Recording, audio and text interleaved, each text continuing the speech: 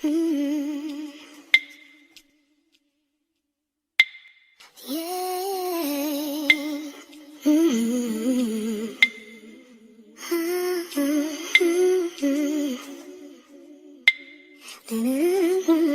Yeah. Boy, you know you make me float, float. Boy, you really give me high.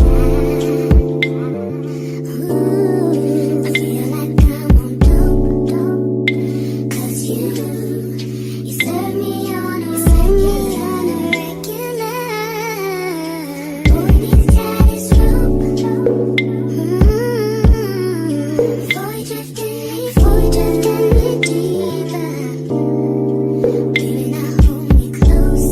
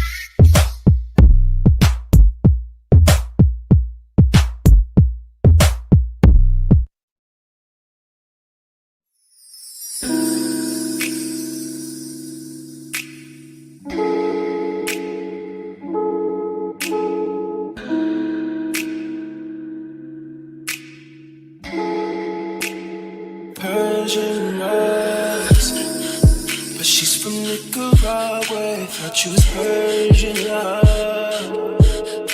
Are we turning up? Or are we wasting time? Girl, don't waste my time. You know party. I don't just wanna chill with you.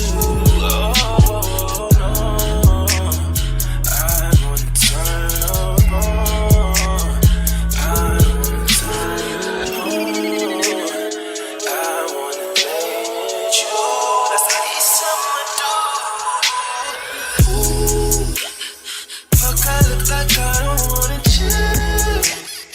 I'm kissing your eyes, you to feel it. Feel it, baby, can you feel me, baby? Can you feel it, baby, can you feel me, baby? Ooh, fuck, I look like I don't wanna chill. I'm kissing your eyes, you to feel it. Feel it, baby, can you feel me, baby? Can you feel me, baby, can you feel me, baby? Oh, feel me, baby. Can you feel me, baby? Feel me, baby. Can you feel me, baby? Oh, feel me, baby. Can you feel me, baby? Feel me, baby. Can you feel me, baby? Feel me, baby.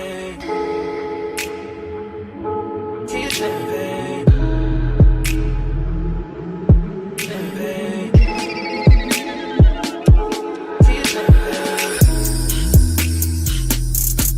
Feel me, baby.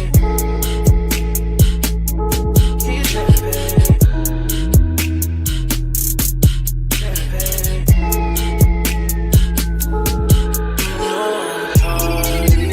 I don't just wanna chill with you. Oh no, I wanna turn up on. I wanna turn you on. I wanna let you. That's how these summer do.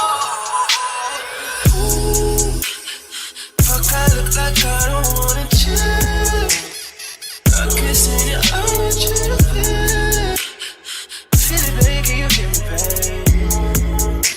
Can you feel it, baby, can you feel me, baby? Ooh, fuck, I look like I don't wanna chill.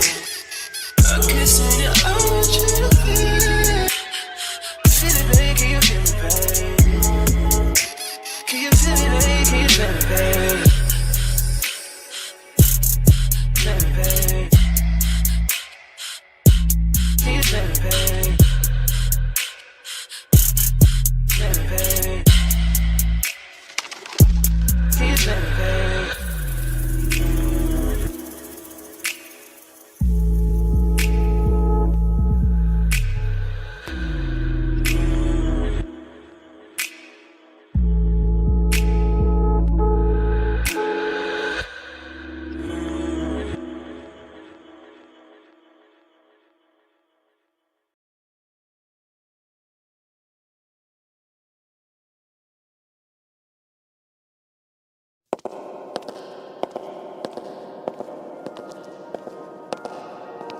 Whole team shining stars, big dip. Get a lot of haystack gang in the city.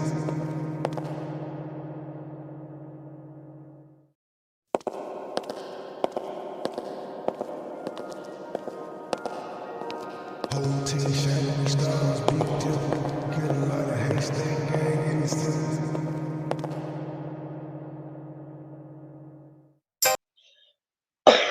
Hey y'all. Happy Wednesday, everybody. Come on in, come on in. Make sure you hit the like button on the way in. Okay, all right.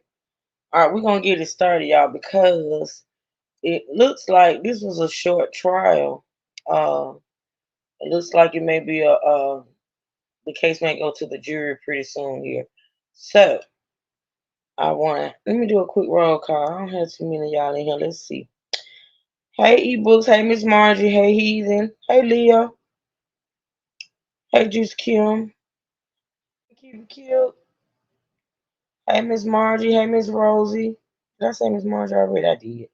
Hey, Miss Rosie. Hey, Gabe. Hey, Young Riez. Hey, my Natasha. All right, y'all come on in, hit that like button. We're gonna get started. Let me bring up and y'all, we've been doing good as far as this whole laptop wanting to let us do visuals, huh? So let's pray it continues on today. All right. Now, yesterday we ended with one of the initial responders, the cop that was working with the family to try to find Miss Susanna. So we're gonna continue with his testimony today, and we're gonna get as much in as we can today. Okay, y'all. Please be sure to ask me questions in the chat. If you have any questions, let me know. Let me know. Let me know if anybody want to come up and speak on the case. Let me know. Let me know. Y'all know it's always an open panel. I appreciate you all being here supporting this live stream. I do. Thank you, eBooks. If you feel it in your spirit, please support the channel. This channel is monetized, so you can either do the Super Chat, Cash App, or PayPal. All right? So let's get started, people. Good to see y'all. I hope everybody's having a blessed, beautiful day. All right, let's go.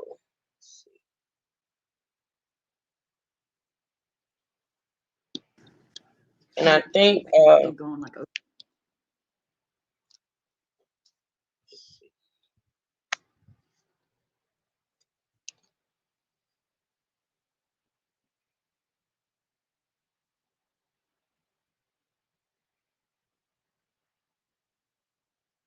trying to see why we don't hear nothing. Maybe on mute. Okay, there we go.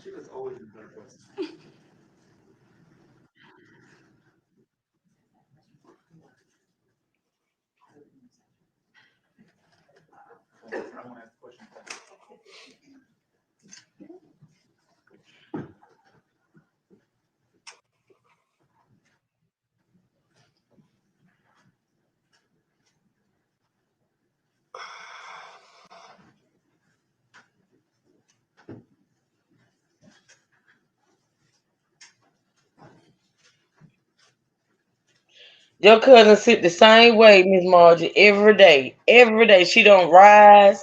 She don't move. She don't do nothing. Look at her, Miss Margie. Good morning, yours truly. Lieutenant, we were talking about some of the efforts that you had made in looking for Susanna.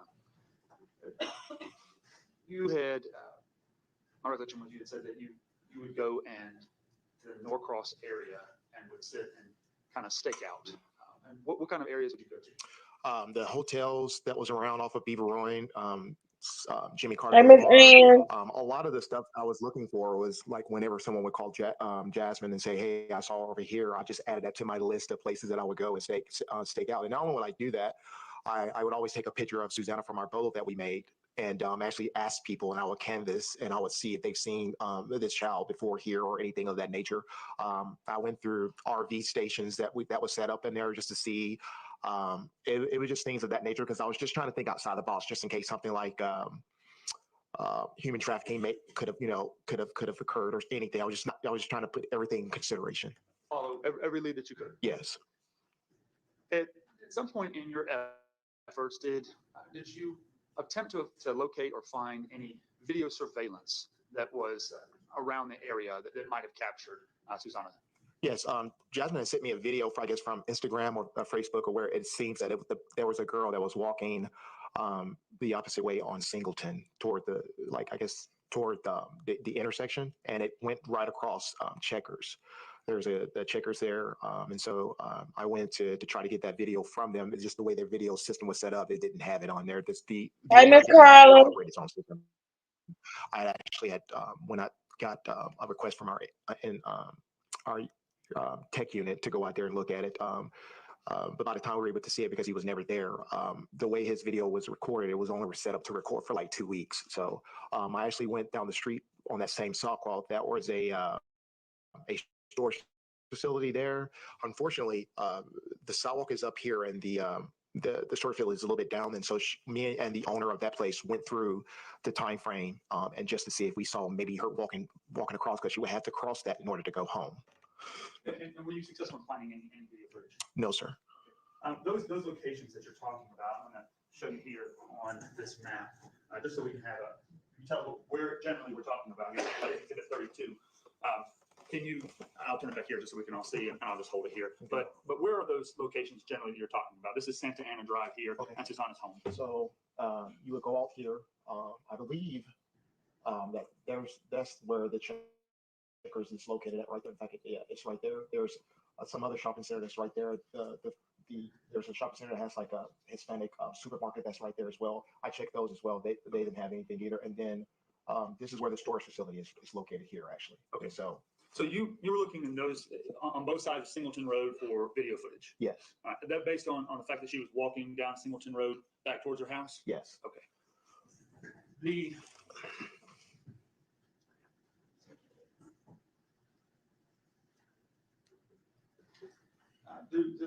Gwinnett County Police Department have and operate drones. I did, yours truly. We did. I But I don't did. think at that time we had that type of. We didn't have that. I don't think. Okay. Yes. Do you recall any drones being put up to look through areas for Susanna? Yes, there were. I guess Detective Carter was able to get some data from some phones that made them think that it was in the vicinity of, and I think it's considered Duluth in that area, as some apartment complex, and had them do that technique there. Okay, but that you weren't involved with that. I was not involved with that. Yes, sir. Now, in all of your searching, let me ask, get an idea, your efforts in looking for Susanna. If she disappeared on July 26th, 2022, how long did you continuously look for her? Good. I actually continued until the day her remains were found, actually. Now, I mean, obviously you have a job to do and other people to supervise, but how often would you go out and look during that period of time of her missing? So I typically went into the office to get my regular work done, and I immediately went out. I would also I couldn't get enough of it. Like I said, I mean, I would see my daughter in her face, and the first thing I thought of was Susanna. And so it was driving me to find her, because I mentally was telling myself that we were going to find her. I would go on my off days. I could remember going on Thanksgiving Eve and just hanging out, and just because it invited me so much that it overwhelmed me to the point where I didn't want to do anything else but to do that. Like I said, I neglected my family because I would get up I couldn't sleep, and it'd be 2 o'clock in the morning. I would just get up and just go down and just look. A lot of effort on your part, a lot of investigation that you led. In all of that investigation, did you locate any evidence whatsoever that led to the discovery of Susanna's body? No. Did you find any evidence of where she had gone or what had happened to her? No. The investigation after she disappeared, were you essentially the lead investigator for the police department on it at that time? It was, but just because of the matter of how we do our investigation when it comes to missing persons. I didn't want it to wait that long for it to be assigned to a detective, just because we do have that buffer of time to see about, especially we don't know if there's been a criminal crime that has occurred to the person, or if we don't have information to lead a reasonable person to think that that person was taken against their will. So I ensured Jasmine, when I spoke with her and her mother, that I've taken on this on a personal level, just because I understood that I've been part of the Hispanic culture for over 30 years, and it meant a lot to me because my wife is Hispanic. So normally you would wait 30 days for a detective to get assigned, but in this particular case, you assigned it to yourself as the sergeant over the SVU unit almost immediately after that. Yes, sir. And then I'd start disseminating details for several different detectives to do this, to do this, to do this, to do that. A lot of the back behind the scene work, I'll let them take care of that. And then I would do a lot of these canvassing and searching myself. I ended up getting one of the deputies. I spoke to a former police officer that works for the Sheriff's Department, Gwinnett County Sheriff's Department, which is Lieutenant Nelson. And he is basically an expert at working cases of trafficking, human trafficking. And even with him doing the details of looking, for every possible things, and he's been a very inspirational person as far as helping us locate people. He didn't see anything going on, and that actually what actually deterred me. What scared me to think that it was more that she was not going to be here. At what point did the investigation get turned over to somebody else? At the point when we looked at the phones and saw that there were no communication, we realized that we needed to get an expertise of a homicide person, and no one is better at doing that than Corporal Carter, because she's very determined. The individuals who are part of the SVU unit, your detectives that you supervised, was Corporal Conway one of those detectives? Yes. Throughout your investigation, your side of doing things, was he one of the individuals that you were tasked with looking at things and doing things? Yes, he was very good at doing that, and so he understood the urgency of when I give him something to make sure that I get done. So, as a superior officer, you were the supervisor, and Corporal Conway and others with the SVU unit did things on your behalf. yes. Now, I want to take you a little bit further on. February 6th, 2023. Were you made aware that the police department had located Susanna's remains? Yes, Corporal Carter gave me a call and let me know. Did you participate in being out there on scene there where her remains were located? No. Now, after that, did you participate in executing any search warrants related to the defendant in this case? Yes, sir, I did. All right, and what did you participate in? I went in there just to help out with his superiors at the other police department had came to gather their equipment and everything. Let me back you up. Yes. Just here for a second. What did you participate in searching? Oh, so I helped participate in searching for his equipment that was owed to Dorville Where was that at? at the apartment of the defendant. Okay, his house. His house, yes, Okay. sir. The Gwinnett County Police Department, did y'all execute a search warrant at the defendant's home? Yes. And is that the day that he was arrested? Yes, sir. February 13th of 2023, does that sound? That sounds about right. Yes, sir. And his apartment, where was it located? It's located in Norcross, and to be honest with you, it's just right on the other side of the fence of the victim. I'm going to show you what's previously been admitted as Exhibits 34 and 35. And if you could go ahead and publish State's Exhibit number 34, please. And you have it on the screen. I also have the paper copy here. Wait for it on the screen so we can see.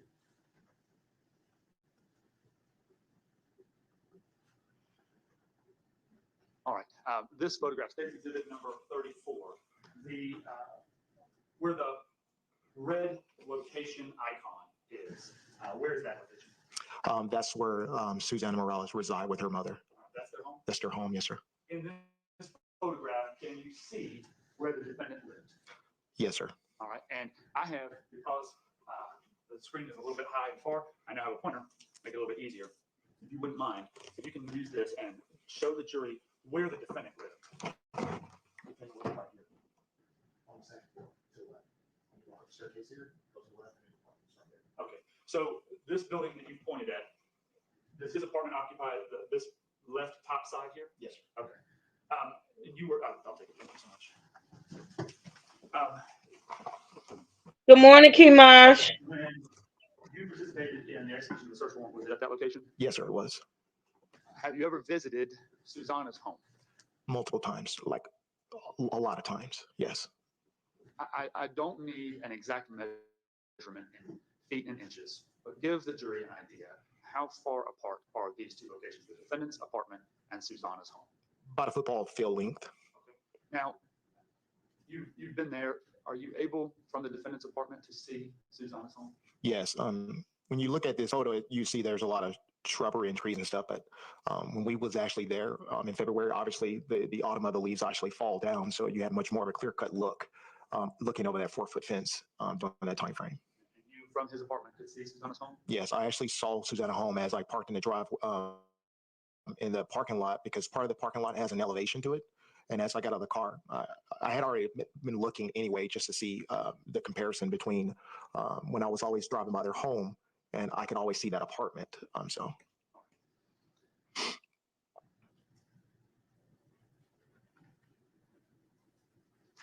I think those are all the questions that I have for you, Lieutenant Biggers. Ms. Drake, I may have some for you. Yes, sir.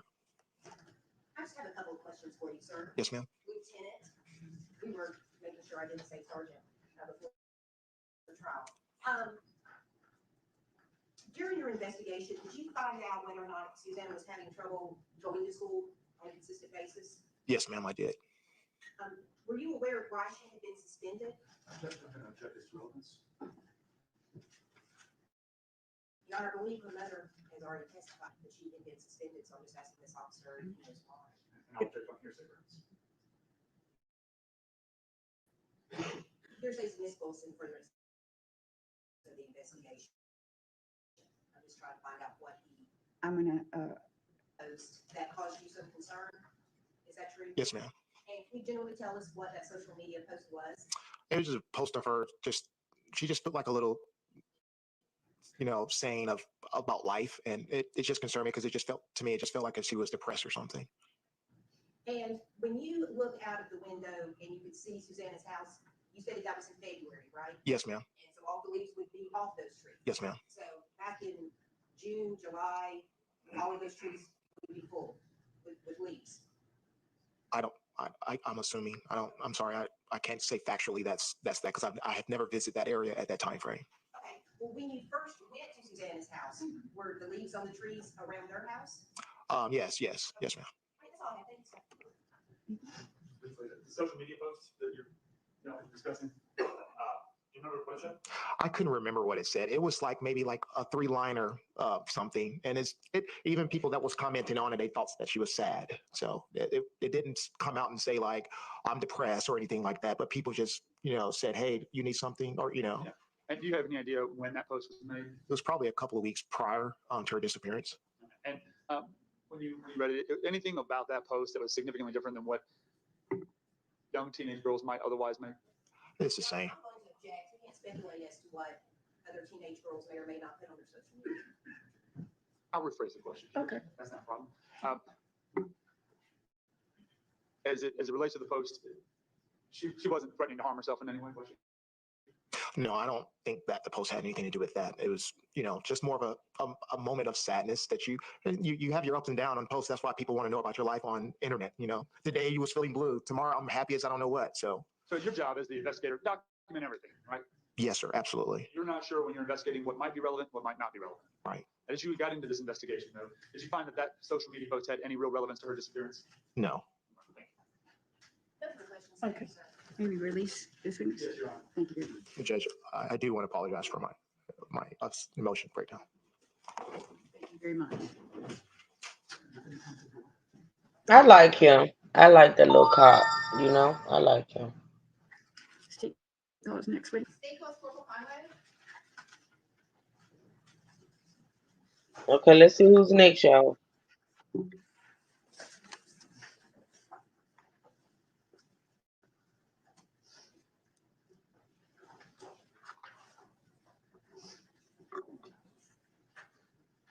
morning. Right up to the Good morning. Raise your right hand. Do you swear or affirm the testimony you're about to give in this case is the truth, the whole truth, and nothing but the truth? I swear. Thank you. Please be seated, sir. Good morning, Corporal. Can you introduce yourself to the jury, please? Yes, ma'am. I'm Corporal Matthew Conway. I work for the Gwinnett County Police Department. And Corporal Conway, can you spell your last name? Yes, it's CONWAY. Thank you. Good morning, K Shell. Listening while cooking for later. Okay, boo. Thank you. This is another cop, y'all. This is another detective that worked on the case. Right, keep it cute. But that's what cops and military, cops and military people, men. I'm gonna say men. When they show emotion, they child.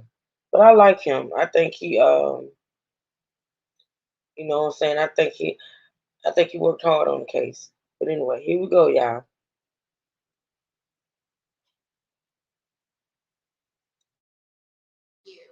And how long have you worked for the Gwinnett County Police Department? A little over 9 years. And what is your current position in the police department? I'm an investigator with the Special Victims Unit. Tell us what the Special Victims Unit does. The Special Victims Unit, our primary goals are to work runaway or missing juvenile cases. We work cruelty to children cases, and then sex crimes, all sex crimes, child molestation, rape, child pornography, stuff like that. And we also work crimes against elders. And how many years have you been with Special Victims? I've been on the Special Victims Unit for 5 years. And Corporal, are you post-certified? Yes, ma'am. Can you tell the jury what post-certification is? Yes. To be post-certified in the state of Georgia, you have to go through a mandated academy. I believe it's approximately 400 academy hours. For our police department, it was about 26 weeks. We did the basic mandate academy and then an additional advanced academy, but you have to be post-certified through the mandated academy to be a peace officer in the state of Georgia. And did you successfully complete that academy? Yes, ma'am. And did you have full arrest powers? Yes, ma'am. Have you had those full arrest powers your full 9 years with the Gwinnett County Police Department? Yes, ma'am. Do you have any other law enforcement experience besides working for Gwinnett? No, ma'am. And Corporal, are you familiar with the Susana Morales case? Yes, ma'am. When did you first get involved with that case? It would have been around mid-September of, I want to say 2022. And when you were around that time in mid-September of 2022, who was your supervisor at that time? Sergeant Xavier Biggers. And was Sergeant Biggers also working that case with you? Yes, ma'am. And at what point at some point, did you get appointed to be the lead detective on that case? Yes, ma'am. When was that? That was January of the same year. So from Or, I'm sorry, 2023. Okay, so from September 22 to January 2023, what were you doing to assist in the investigation to find Susana? At that point, I had just come off of light duty from a heart attack. So Sergeant Biggers at the time asked me if I could assist on following up on tips, or if he received any information that could have potential leads, he would send that in my direction, and I would follow up on it. Based on your training and experience as an SVU detective, what was different about Susana's case compared to other runaways? Typically with runaway juveniles, they have close friends or family. Usually, if they don't tell somebody where they're going, there's going to be some form of communication to a family friend or a close friend. Nowadays, most juveniles have some form of social media, and even when they run away, there's going to be some kind of activity through either their cell phone or on their social media accounts. And did you check that to see if there was any activity on Susana's social media account or phone? Yes. Jasmine, Susana's sister, provided the T-Mobile phone records to Sergeant Biggers, and he gave that to me, and it showed when the messages and phone calls stopped. And then we were provided with her Instagram information, and there was no activity on any of her social media accounts. In addition to looking at the phone records, did you receive or review any Life 360 records or documentation? Yes. Tell us what those records showed. So the Life 360 records showed that Susana was leaving the apartment complex that she was in, walking towards her home. And then all of a sudden she changed directions in the opposite direction, going down the road at about 40 miles per hour. And there was a crash alert to indicate a suspected vehicle crash. And based on your investigation, in looking at the phone records and talking to people, did you determine that to be suspicious? Absolutely, yes. During your investigation, did you learn that Susana had smoked marijuana? Yes. Did you consider that as part of why this was suspicious? No. You talked about you said you got some tips that were received that Lieutenant Biggers. Good morning, Miss Tia. Thank you for supporting from the bushes. There were several. I know I documented any tips that we would drive out to somewhere for. I know one came in, a friend of and the prior investigator from the DA's office reached out from Detroit about possibly sighting her at a casino that didn't lead anywhere. Somebody at Pigeon Forge thought they saw something that didn't lead anywhere. We got information that she might have been in an apartment in, I want to say Peachtree Corners. I went up to the apartment, identified the female there. That wasn't it. There was a good bit of tips that came to us, but the majority of them went to the family and weren't reported to the police. And all of those tips and those different locations that you looked at and investigated, were any of those tips fruitful? None. You said some tips came to the family. Did you find in your investigation any attempts to get money from the family? Yes. Tell us about that. So the family had created like their own post that was like, hey, if you know anything about Susana, reach out to this phone number and contact us. We told the family that wasn't a good idea because historically when families post their own numbers and information looking for tips, there's a lot of people out there that use that as an opportunity to extort the family that's in need. Specifically, I know I talked to Susana's boyfriend at the time who said they received a ransom tip and they went out and looked into that. And I believe the family had received several ransom tips, which is specifically why we wanted the tips to come in through the police department so it'd be directly to us and it would negate all of the extortion that comes along with posting your own tip line. The tips that came to the family, did any of those find any evidence relevant to help us locate Susana? No, ma'am. Yourself, did you canvass any locations did you go out to? Yes. Which location did you search?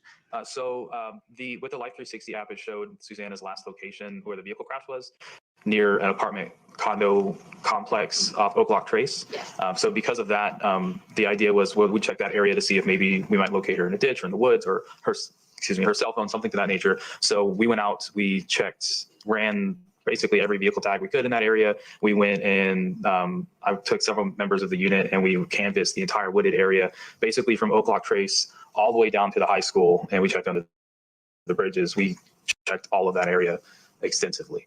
Did you find any evidence relevant to what happened to Susanna at that time? Unfortunately, no. And that location in Oak Trace, is that in Gwinnett County? Yes, ma'am. Did you talk to any people in that area, to any residents or neighbors or anything? Yeah, we would like knock on doors and talk to people. I know in the wooded area, there was a homeless encampment that we checked on a gentleman there who said that he'd seen some Hispanic females recently in the area going towards the school. And it was a common cut through that kids would take to get to the high school, but nothing relevant from that. At any point, did you use metal detectors as part of your investigation? Yes, we did. Tell us about that. We took out metal detectors and we walked the area where the crash alert came from to try to see if, because of the delay in time and the weather and all that, to see if we might be able to locate a cell phone if it was like a little bit under the brush or had been gone under the mud or whatever over time through the rain and all that, but we didn't locate anything. Did you locate any clothing or any other personal items for young females? No, ma'am. As part of your search, did you at some point use drones or a helicopter? Yes. Tell us about the aerial searches. We requested that our Good morning, Miss Air 1 Gloria. helicopter unit conduct see aerial you, searches, do beautiful. photographs. I believe they used a FLIR camera as well, which that can pick up like heat signatures.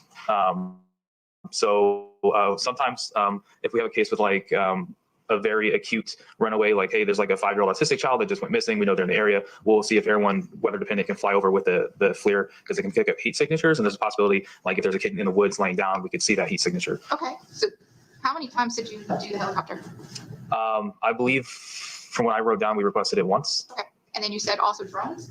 Yes, I believe so. We've put in those requests. Okay, and was anything found during those aerial searches? No, ma'am. Did you do any interviews in connection to finding Susanna? I did several interviews. Did you talk to Axel Zaragoza, Susanna's boyfriend? Yes, ma'am. When did you learn was the last contact that Axel had with Susanna? Axel has spoken to Susanna the night she went missing. And do you know about what time that was? He said he started talking to her around 3 p.m. that day. She told her. Actually, that wasn't me, Miss Margie. It was on their end. I got it as loud as I can on my end, but it was kind of low and it did go up. So I don't know what they did, but you're welcome, boo. All right, y'all be sure to put any questions in the chat that you have, okay? That you have for me. Thank y'all for joining. That she was getting ready to go over to Kelly's. And then he had FaceTimed her several times throughout that afternoon. I believe she got there, I want to say he said she was there around later in the afternoon because he talked to her at 3. Around 8:30, she had FaceTimed him. He said she was changing out her some of her piercings. And then closer to the end of the night, she had told him that she was headed home. Did Axel tell you if he had heard from Susanna after that? He said, I'm going to object. It's cumulative evidence at this point. The young man's already testified to all of this in person. I can move on here. Your interview with Mr. Zaragoza, did Axel tell you anything that was suspicious? No. Did you also search his phone? Yes. Did you find any evidence that was suspicious that would help you lead to locating Susanna? No, everything on his phone corroborated what he told me in his testimony. Did you also speak to Kelly Bagata? Yes, ma'am. And did she tell you when the last time she saw Susanna? Yes, ma'am. And was that consistent with the other statements you received from Axel as well as Susanna's family? That's correct. And did you search Kelly's phone? I did. Did you find anything suspicious on that? No. Or anything relevant to locate Susanna? No, everything on her phone matched with what she said and showed that she was a concerned friend. And was Kelly's statement consistent with Axel's statement as to the last communications with Susanna? Yes, ma'am. Did you also speak to Esmeralda Castilla? Yes, ma'am. Did you get a phone from Esmeralda? I did. And did you search Esmeralda's phone? Yes, ma'am. Did you find anything suspicious on Esmeralda's phone? I did not. Did you find anything on Esmeralda's phone that would be relevant to help locate Susanna? Not with locating her, no. Was Esmeralda's statements consistent with the statements you received from Axel and Kelly and Susanna's family? Yes, ma'am. Who else did you speak to? I spoke to Axel, Kelly, Esmeralda. I sent detectives to speak to Alyssa. Did you also get a phone from Alyssa Martin? Yes, And did you search Alyssa's phone? I did. And all of these, Axel, Kelly, Esmeralda, and Alyssa, they all agreed to allow you to search their phones. Yes. Did you find anything suspicious on Alyssa's phone? No, ma'am. Anything that helped you to locate Susanna? No, ma'am. And did all of the information you saw on Alyssa's phone, was that all consistent with what you saw on Kelly's phone, Axel's phone, and Esmeralda's phone? Yes. Did you do any searches on social media? We checked everybody's social media account we would look into to see if there's any activity. I know we reviewed one of Kelly's TikTok videos where she was posting that she was upset for not walking Susanna all the way home. And was that consistent with all the statements you had received from the friends about what happened that night to Susanna? Yes, ma'am. Did you have any other steps as part of the investigation to locate Susanna? My steps were I submitted a photo of Susanna as well to one of our crime and intel analysts to run through some facial recognition software that runs it against known prostitution websites to see if maybe she had posted an ad, something like that, because she's a juvenile female. That didn't result in anything. I conducted the interviews. I went through all of the phone exams. I had somebody get the information for Life 360 from Kaya, which was the friend that initially sent the Life 360 information to Esma. And did you also at some point get dental records? Yes. Tell us why you get dental records. So when it comes to a missing juvenile, we always try to obtain some form of DNA if we can, and dental records, on the chance that down the road, if we aren't able to locate them and we do end up finding a body, we can compare dental records or DNA to the body to determine if that is going to be the missing person. Do you know where you got those dental records from? I believe Vital Smiles was the one I went to. There was two dentists. Her childhood dentist was, I believe, Vital Smiles, and then there's Happy Smiles, I believe, was her current dentist. We tried the current one, it was closed. So then we went to the other dentist, we had something, and then detectives were able to keep going back to the current dentist, and were able to obtain those records. At any time in your investigation, did you find any signs of locate her? No. At what point did you get off of the case? So I was lead up until the body was discovered with the firearm. At that point, homicide took over the investigation. I still listed in a search warrant at Mr. Bryant's residence, but from that point, it was no longer my investigation; it was a homicide investigation. And your role in searching at the residence, tell us what you did at the residence. I met with the homicide detectives there. I helped to secure the residence, and then I searched Mr. Bryant's bedroom with Detective Carter. I have no other questions for you. Thank you, Mr. You may have some questions. Actually, I don't have any questions. Thank you. Okay. May we release this witness? Yes, ma'am. All right, you're excused. Thank you. Let's take call as the next witness. Circle Officer Stephen Breyer.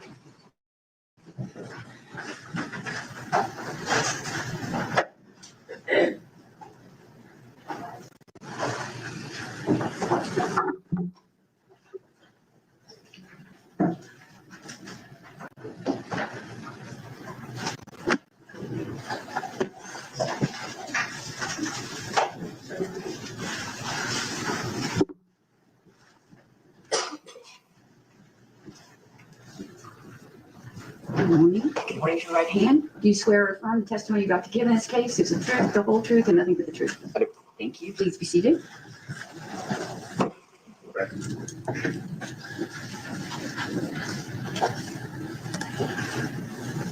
We're still morning. Good morning. All right, if you'll just lean up a little bit into the microphones, just to make sure that your voice picks up, carries for everybody to hear. Could you introduce yourself and give us your name? My name is Stephen Breyer, All right, and Breyer, who do you work for? Gwinnett County Police Department. All right, and so Officer Breyer, what is your, how long have you been with the police department? About 2 years. And prior to being with Gwinnett County Police, did you have any experience with other law enforcement agencies? No. All right. I want to take you, at this point, are you a post-certified law enforcement officer with powers of arrest in the state of Georgia? Yes. Now, I want to take you back to July 2022, July 20, I'm sorry. I apologize. February 6th of 2023 is the date I want to take you back to. Were you employed with the Gwinnett County Police Department at that time? Yes. And what was your role? Just police officer, working the road. You said walking the road? Working the road, I'm sorry. Working the road. Patrol. Okay, I got you. And were you part of the Uniform Patrol Division where you would just patrol and answer calls for service? Yes. All right. And what precinct were you a part of at that time? I was on my field training at East Precinct. Field training. Describe to the jury what that means. I just graduated the academy, and I was working with a seasoned officer learning how to patrol the road. All right. So in your, were you riding on a normal day-to-day basis? Were you riding with another officer in the same car? Yes. And who was your supervisor at that time? I don't remember his name. That's okay. But you weren't by yourself. That's correct. Okay. Now, how is it that when you're on the road, when you're patrolling, do you oftentimes get calls from dispatch or from the police department telling you to go and respond to a particular incident? All the time. All the time. How does that work normally? It's kind of, there's like two ways. Normally on my computer, I can see the pending calls come from the call taker, and I can see what's coming prior to the dispatcher telling me. And then the other way is the classic where the dispatcher will tell me, hey, there's a call coming, you're going to go to that call. All right. So you either, if somebody dispatches you to a call, the dispatcher, you hear that over the radio, or do they call you on your phone? A radio. Okay. A police issued radio? Yes. Now, on February 6th of 2023, were you working that day? Yes. And do you recall what shift you were on at that time? Shift is in like cycle or FTO? No, well, I'm sorry. I should have been more specific. Were you working days or nights? Days. Days. All right. Did you receive a call that day or a dispatch to respond to the finding of human remains? Yes. Where was that? Where did the call tell you to go? Where were you going? I told him to go between two roads on 316, Okay. going eastbound or going towards was that Barrow County? I think going outside, going out. Yeah. All right. Athens? Yes. Okay. So, and what was the information, if you recall, that you received about that call, that dispatch? From what I remember, it was dispatched as a suspicious activity call, saying that a random person had found what he believed was human remains off of in the woods off of 316. That day, were you riding with the field training officer, the supervisor who was teaching you the ropes? Yes. Okay. Did y'all respond to that location, to the location on 316? Yes. And may I approach the witness, John? I'll show you what it has been marked as State's Exhibit number 12. Do you recognize that? Yes. All right, can you tell us what it is? Y'all listen, I just want to emphasize, thank y'all again for being here. I appreciate it. Listen, I just want to emphasize in this case, and probably a lot of other cases, the importance of having that Life 360 app. Now, no other trials that we've listened to. I think this is gonna be a quick one. Actually, I know this is a quick one, and it's not as detailed as some of the other trials we've listened to, because with other trials we've listened to, they had to use phone towers and pings and this and that and the third, right? Hey Melissa, good to see you, boo. But in this particular trial, it's that Life 360 app that they gather a lot of information from. Remember, I told y'all way back when I need to get a sponsorship from them people, because I talk about that app all the time. I talk about that app all the time and how I swear by it as far as my family is concerned. But that app is really, really good. Like, it's really, really good, and it's really, really good to have. So I'm just gonna say, for those of y'all who like me, who like to, my family say I'm just nosy. I say yes, it's good to share your location. Yes, and it's like you can have different circles. Like say for instance, with my girls, they got I know they got a family circle, which includes me, them, my mom, my dad, my just family, and then they can also have like a friend circle. You know what I'm saying? Where they got all their friends, and you can have it, different circles of people that you want in each group, and it really allows you to keep up with. Y'all can see in this trial how important that app was for them to have, because that app basically it tracked her movements that night, and it showed step by step. And I know y'all been paying attention, but did y'all pay attention to the fact that that app even picked up when she went from walking to actually being in a car and being driven, right? It's just that detail. Like, it's and just for those that got family members and like me, just like to know that they made it from point A to point B safely, or you know what I'm saying. It's just good to have. But it just amazes me how much that app helped in this particular case. That's all I wanted to say, y'all. So if y'all don't have it, it's real easy. You just download the app, you add your peeps and this and then the third, and it's real easy to have. All right. It's a disc that says Exhibit 12, Officer Brer body worn camera. All right. Have you reviewed your body worn camera from that day? Yes. All right. And you reviewed it on this disc? Yes. Is what's contained on this disc a fair and accurate copy of the video recorded by your body worn camera on February 6th of 2023 as it relates to the dispatch of the suspicious activity of the remains? Yes. Judge, I move to admit State's Exhibit 12. No objection.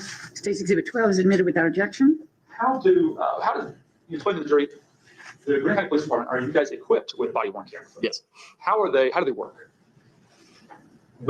So the body worn camera can be operated either manually, as in I can turn it on, but we have recently updated. So like if you turn on the taser or pull out your weapon, it can also activate that way too. And some models have, if you turn on your lights on your car, they'll turn on your body worn camera too. Okay. Do you know, back in February 6th of 2000, on this date, how your body worn camera was activated? I manually activated it. Manually activated. And what is the policy of the Gwinnett County Police Department when it comes to activating the body worn camera? At any time we interact with the public, it will be turned on. All right. And obviously you're in field training at that time. You've got the supervisor in the car, so you activated it when you got to the scene? Yes. All right. What did you encounter? What did you see when you first got to the area? It was dusk, heavily wooded. There was the caller who called 911, his car, I don't remember the make model of the car, just parked on the side of the road down in the embankment.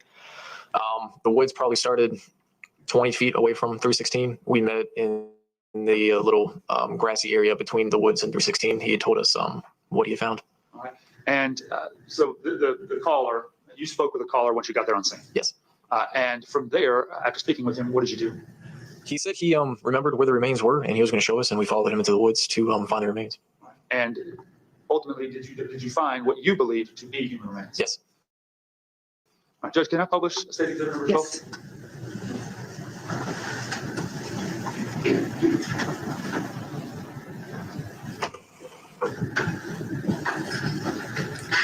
Ladies and gentlemen, this is the jury. This is going to be a video. If you cannot see it or hear it, usually there'll be a silent part in the beginning.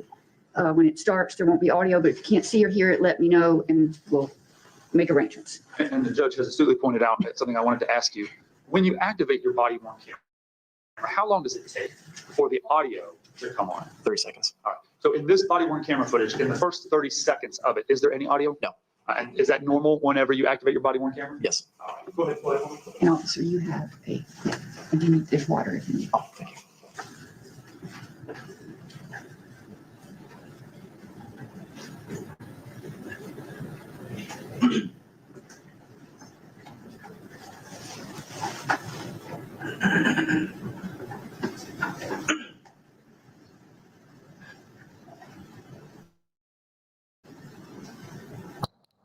And 10, 7. No, bro. I promise. I'm not for you, bro. That's why you turn your rear view. That's fucking shit.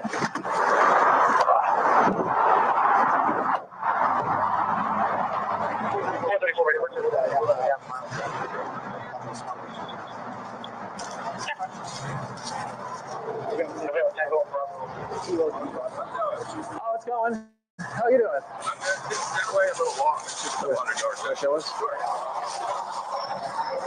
What brings you out here? Honestly, I just saw the little road on the side of 316. I've just been out fiddling, exploring. That reminds me of one of those like mud and ramp trails or something, you know? Well, I mean, this dead end. And actually, I was leaving. My sister called.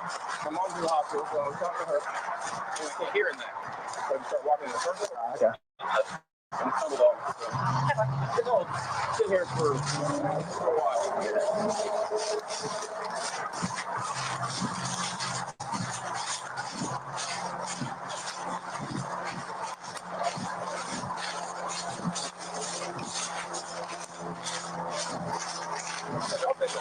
That's all. Nice day for a walk in the woods.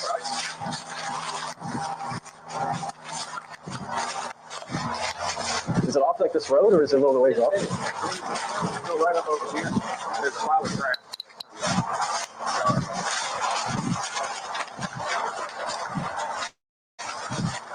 We all do something like this. Well, we gotta send it to the medical center, see how they are. If it is, you know, I mean, yeah, well, I understand. I agree, it's gonna have to examine. Sure. All right, well, we have to look it up. Oh, good job. 313 Alpha Go. Yeah, really. Yeah. 313 Alpha Go.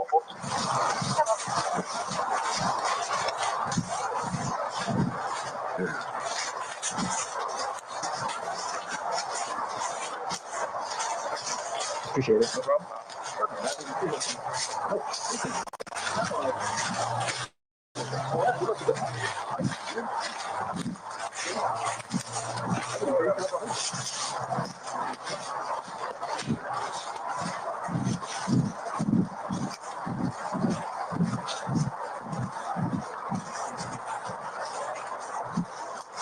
Sorry, all this stuff on, so. Around here somewhere?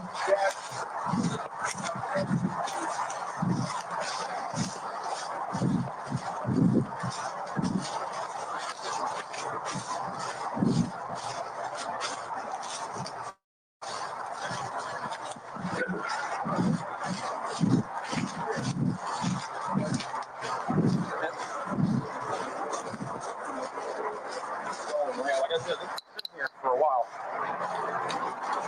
And there's more. I walked straight that way, and there's a few more over there. We'll go ahead, just move back a little bit. We'll have to close it off in the house. Right.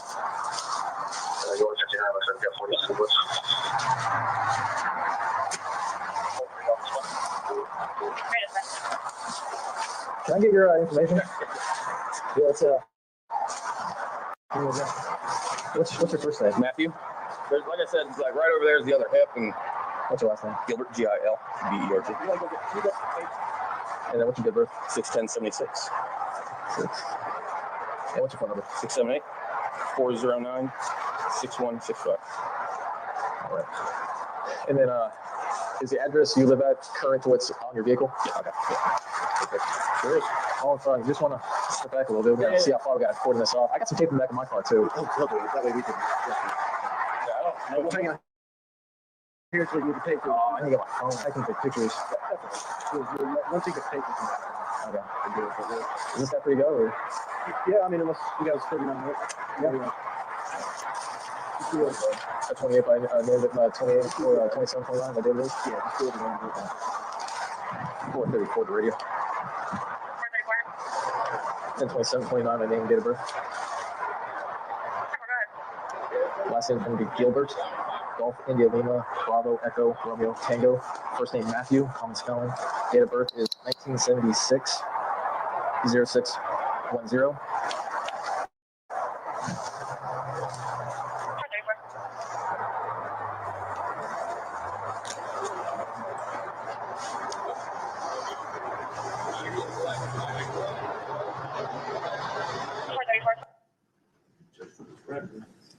Pause this at 6 minutes and 56 seconds into the video. It shows on the video itself, shows it at 2,259 hours and 42 seconds. Officer Breyer, just go over a few things here with you. First of all, I just called out a time of 2,200 hours, 58 minutes. I know military time, so I know that's 10:58 p.m. in military time. But it appears to me that does not appear to be the actual time that you are present there on the scene. Can you tell us what's going on with the time in the video? Just remember the IT guys who set up the body camera, they just never updated the time in the system. Okay, so what time is it actually whenever you responded? I believe it was close to 5 o'clock in the afternoon. Okay. Now, are you familiar with Universal Coordinated Time or UTC time? Just briefly. I'm surprised that officer got gum in his mouth. Y'all know I noticed everything. I'm surprised that officer got gum, and I'm surprised the judge. Well, maybe the judge hadn't noticed, but normally, like when officers testify, they know you ain't supposed to have no gum in your mouth. You sitting up there chewing on gum. You could. How? Let me ask y'all a question for those that can respond. I know a lot of y'all are multitasking at the moment, but How many of you all, and I'm just asking this because I've noticed, with the last officer, also with this officer here, when you could tell when he was watching that video of him, you know, walking up on those remains or whatever. When he was, if y'all paid attention when he was watching it, it was like he was holding his breath. You know what I'm saying? Like he was remembering the moment. So, how many of you all think? And I don't know if this is a thing, and I don't even know if this is possible because there's so many like detectives and police officers and things of that nature. But how many of y'all think that they should receive some type of mandatory counseling at some point? Police officers, they see and witness and experience a lot of stuff. Like for those that us mere mortals, that we just hear about stuff, they actually discover these things and see these things and things like that. How many of you all think they should receive some type of mandatory counseling? Because I think at some point, now I don't know. Listen, side note, I don't know how many of you all watch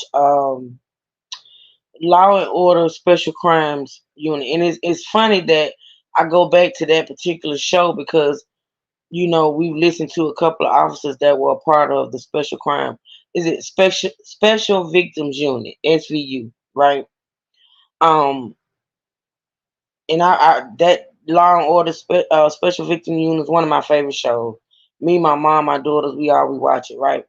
So for those that are familiar with that show that watches it, do you all remember that Detective Stabler, which is the guy, it was Elliot and it was Stabler, right?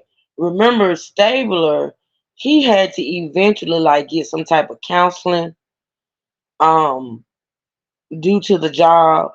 Yeah, Melissa, you did. Okay. Do you remember Stabler had to get like that's your favorite show? Oh, okay, man, Margie. Listen, y'all remember when he had to get like some type of counseling? Cause like at some point in time, like the job and the victims and the experiences that he was it got to him. You know what I'm saying? You remember Hebrews? Yeah, it got to him because that special victims unit it involved like children, crimes against children, elderly people and things of that nature. So he had to eventually like get some, and I know it's just a TV show, but I believe that shit to be true. Like he had to get some type of counsel because at some point in time it was getting to him. And I just think that these police officers, I think that they see so much and experience so much. I think like it should be some type of mandatory counseling that they receive. I'm just going by the reactions that we've seen just in this trial alone with these officers of the Special Victims Unit, and even this officer right here, because I don't think he was part of that unit. I think he was just a patrol guy. But you know what I'm saying? Imagine like at any given day they have to see deceased people. They walk up on remains. They have to deal with children that's been violated and things like that. And I think at some point in time that stuff take a toll on you. You know what I'm saying? I just paid attention to how he was sitting there watching that video and it was like he was watching a horror movie. You know what I'm saying? Because I think in the moment he was remembering actually walking up on that young woman's remains. Okay, y'all. I just wanted to say that.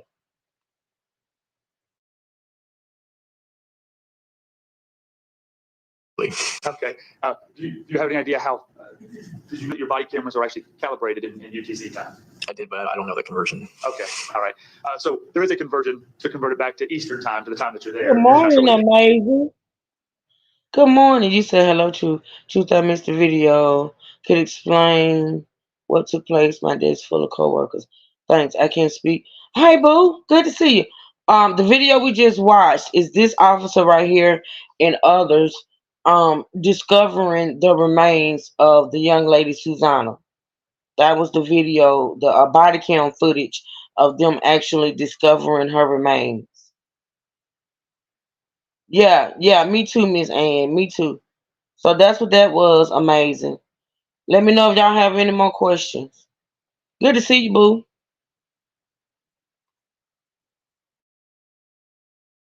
is. Yes. Okay. What's important here is that it's not 10:58 at night. Yes. Okay. Now, there's a lot more to the video here, but I kind of want you just to tell us when you got out there after finding, when you found the remains, did they appear to be human remains to you? Yes. And what was obvious about that to you? It just stood out. Amazing. Make sure you tell those co-workers to subscribe and hit that bell so they can catch the live streams. Okay, girl? Thank you. Yeah, me too, Miss Marzi. All of them. Like, to me, honestly, like the whole realm, like they need counseling because this stuff, like, I can only imagine working, you know what I'm saying, working in that sort of environment and dealing with death and just, and I could just only imagine.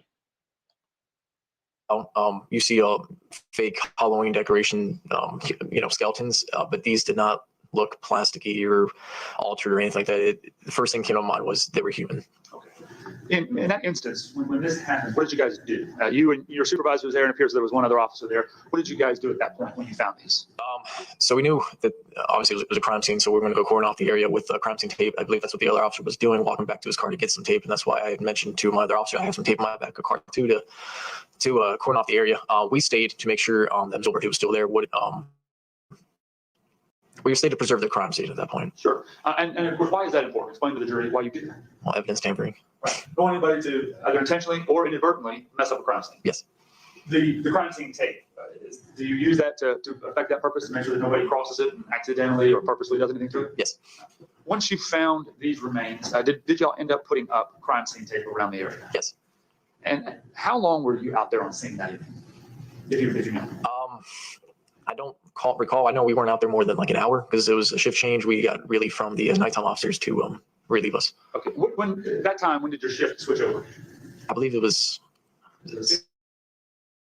6:30, I think. Or 6:30. Okay.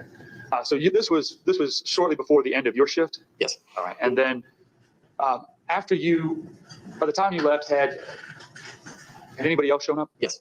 And who was that had shown up by the time you left? Just other nighttime precinct officers. I don't remember their names. Okay. Was the homicide unit notified?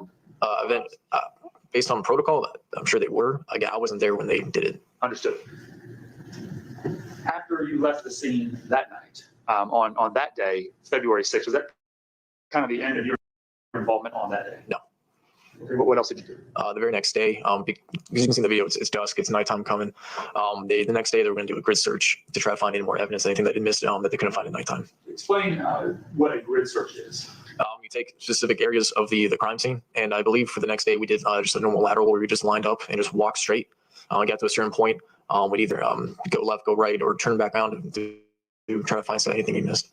So in terms of, you said you just line up laterally, so a whole bunch of people get in a line side by side and just walk through a crime scene? Pretty much. Okay. No, I'm correct. Outside the bounds of the crime scene tape, because I believe when we got there the next day, the MEs were still working, doing ME things at the crime scene. So we did the search around the crime scene tape, I believe. And you used a term that I immediately recognized, but I want to make sure. You said ME. Medical examiner. Medical examiner. So the next day, February 7th. Do you recall what time it was whenever you were out there the next day? It was early, prior 7, 8 o'clock in the morning. Okay. And then were you a part of the grid search that occurred that day? Yes. And you started looking for whatever you can find. Whatever you can find. Were you told anything specific to look for, or you were just looking for anything that looks like it might be out of place? Anything that could be out of place. Okay. Was anything discovered during that grid search? Discovered a firearm. All right.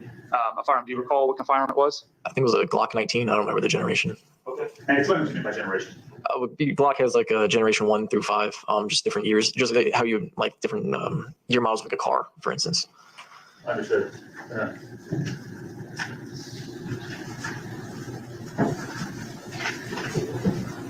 Were you present when that firearm was located? Yes. Excuse me, just 1 second.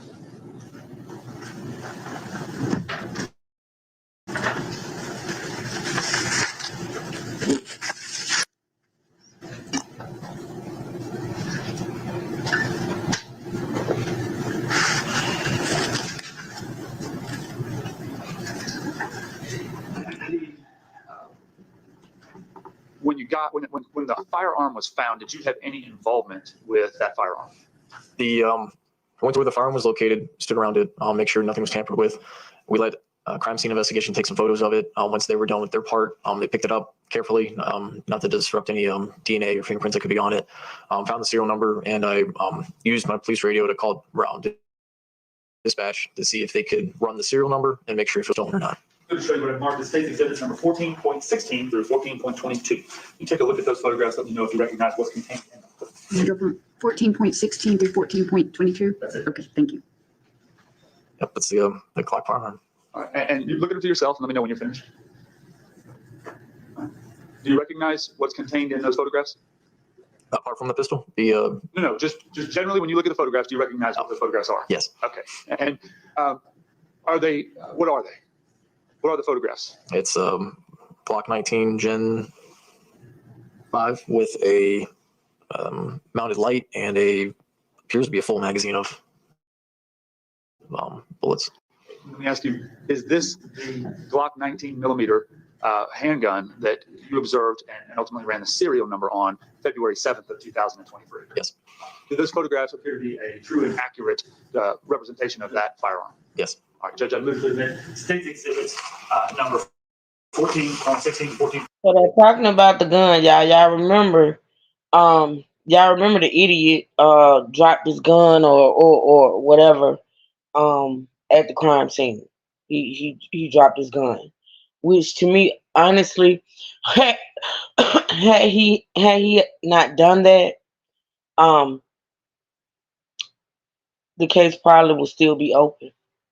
Like him dropping that gun, pretty much is the only connection between him and that young lady, right? So that's what they're talking about right now, the gun, y'all. 122. I'm sorry, I put them out of order. State's Exhibit 14.16 to 14.22 are admitted without objection. I'm sorry. That's all right. Don't worry about it. Judge, I move to publish.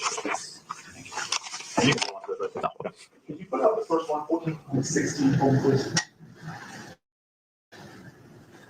All right, and could you zoom in there to the middle of the photograph just so we can see? Officer, what are we looking at here? It's a Glock 19 that's covered up by some brush. All right, and if we go to the next one. No, Miss Ann. No. He was not her boyfriend. No.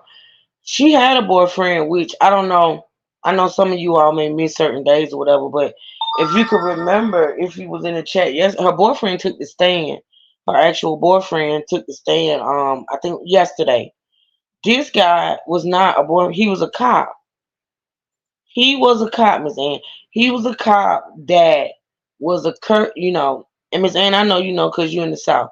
So a lot of these apartment complexes, they have what you call courtesy officers on the premises. They have police officers that either are getting a discount on rent or free rent to stay in an apartment or a unit in an apartment complex to be like security of the apartment complex. They call them courtesy officers, right?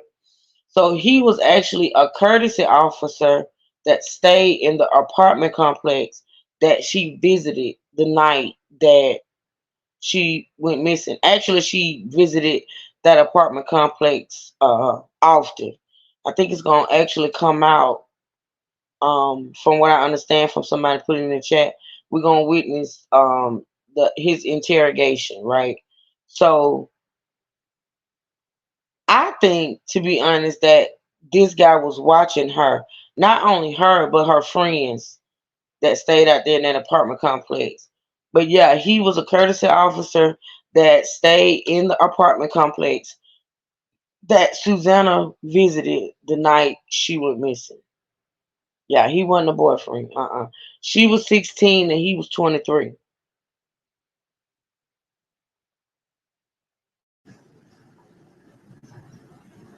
All right, and again, this one, 14.17.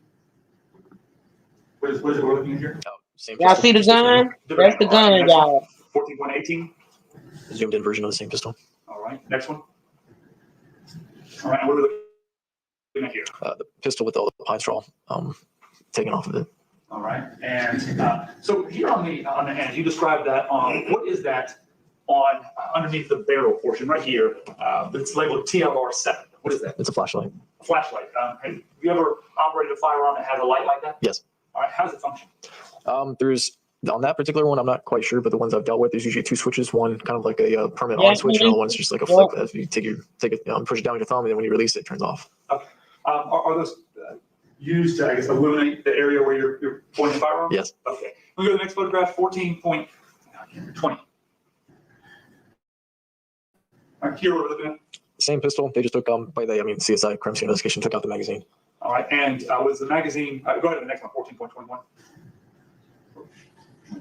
Sorry. It's all right. 14.21. The picture here. What are we looking at? The magazine that came from the Glock, what appears to be full of 9mm bullets. Okay, so 4 rounds. This appears to have live 9mm ammunition in it. Yes. Okay. And the last one, 14.22. All right. And again, what are we looking at here? The same pistol, just flipped over. All right. You were responsible for taking this firearm and running the serial number. Does every firearm have a serial number? They should. Okay. Well, is it federal law that every firearm has to have a serial number? Yes. All right. Did this firearm have a serial? Yes. And did you run that serial number? Did you run the serial number? I had radio. The way it works is I went away from the computer. I found the serial number, read it with my radio to give to dispatch, who then ran it through NCIC, and then whatever return that NCIC gave to dispatch, they would then tell me over the radio the result of that. Okay. What is NCIC? Was it a national crime? It's okay if you don't. Yeah, That's all right. What is the purpose of it? It's a database the federal government uses to track stolen items, cars, firearms. Okay. So what was the purpose of you running the serial or having dispatch run that serial number through NCIC? Just to make sure if it was stolen or not. All right. And did you get a return after giving the serial number to the dispatcher? Yes. And what was the return? Return stolen. Did you receive any information as to whom reported it stolen? I'm sure radio told me, but I don't remember what they told me. I think it wasn't until I got back to my car where I was actually able to look and see who it was stolen to. Okay. And so did you do that? Did you go back to your car and actually look up the results on the return? I'm sure I did, but I don't remember. You don't recall who it was? Who reported it stolen? I don't recall. That's okay. Officer, those are the only questions I have for you. Thank you. I don't have any questions. May we release this witness? Yes, ma'am. Okay. Sure. If the attorneys will approach.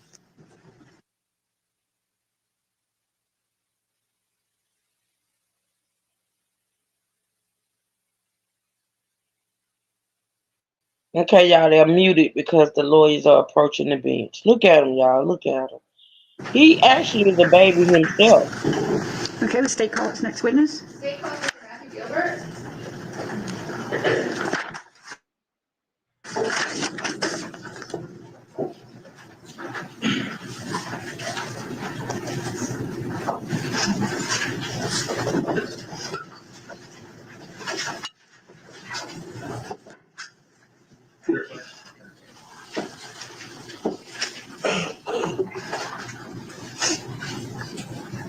Good afternoon. Please come on the podium, sir, and raise your right hand.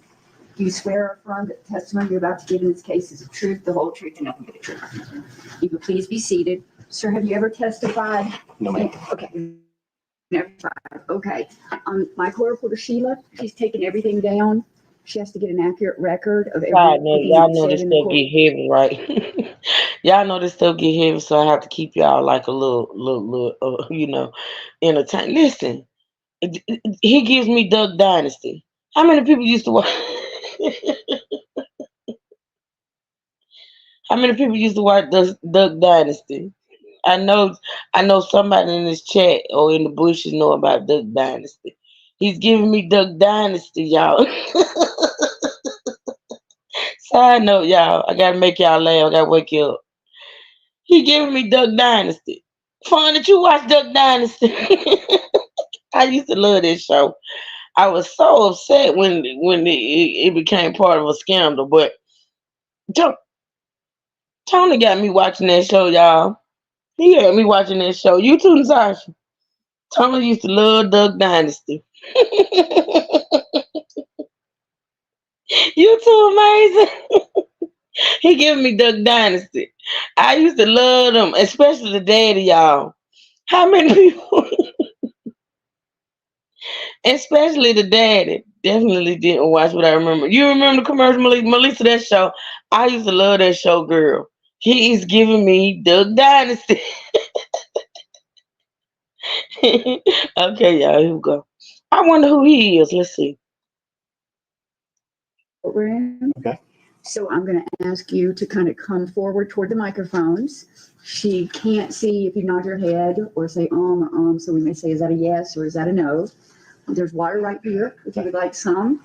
The attorneys are going to ask you questions, and you might anticipate their questions, and you may try to answer them. But if you start talking at the same time the attorneys are talking, my court reporter can't take down both of you, and she has to decide. So I'm going to ask you to let the attorneys finish whatever they're saying. It is the beard. It is the beard. Keep him cute. Answer, okay? All right. Good afternoon, sir. Can you say your name for the court? Matthew Gilbert, Mr. Gilbert, can you spell your last name? Gilbert, And sir, what city do you live in? Winder, How long have you lived in Winder? 24 years. Did you grow up in that area? I did not. Lawrenceville. Lawrenceville, okay. So just spend your whole life in Gwinnett, Farrell. Almost. How old are you?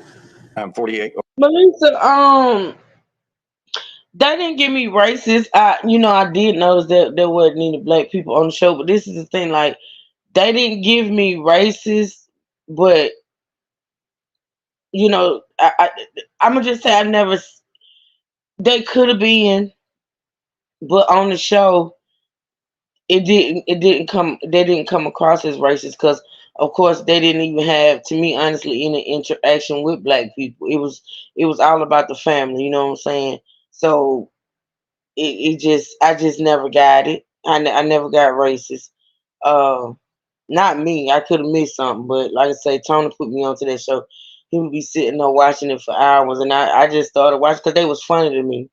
Like, they was funny. So I don't know about the racist part. Or 47. 47 or 48? 48 at the end of this week. Okay. Happy early birthday. Thank you. And sir, what do you do for a living? Remodeling? Do you have your own business? Yes, ma'am. And what type of vehicles do you own? I have an 04 F-250, 2015 Subaru Forester, and an 87 Suzuki Samurai. And do you like to do what we call off-roading for fun? Yes, ma'am. Explain to us what off-roading is. We either go to a set of trails that you pay for to ride, or simply just find a dirt road or on the side of the road while driving. How long have you done that? My whole life. And what of those three vehicles that you listed, which vehicles do you use for the off-roading? The Samurai. Tell us what. So this must be the guy. This must be one of the guys that discovered the remains, y'all.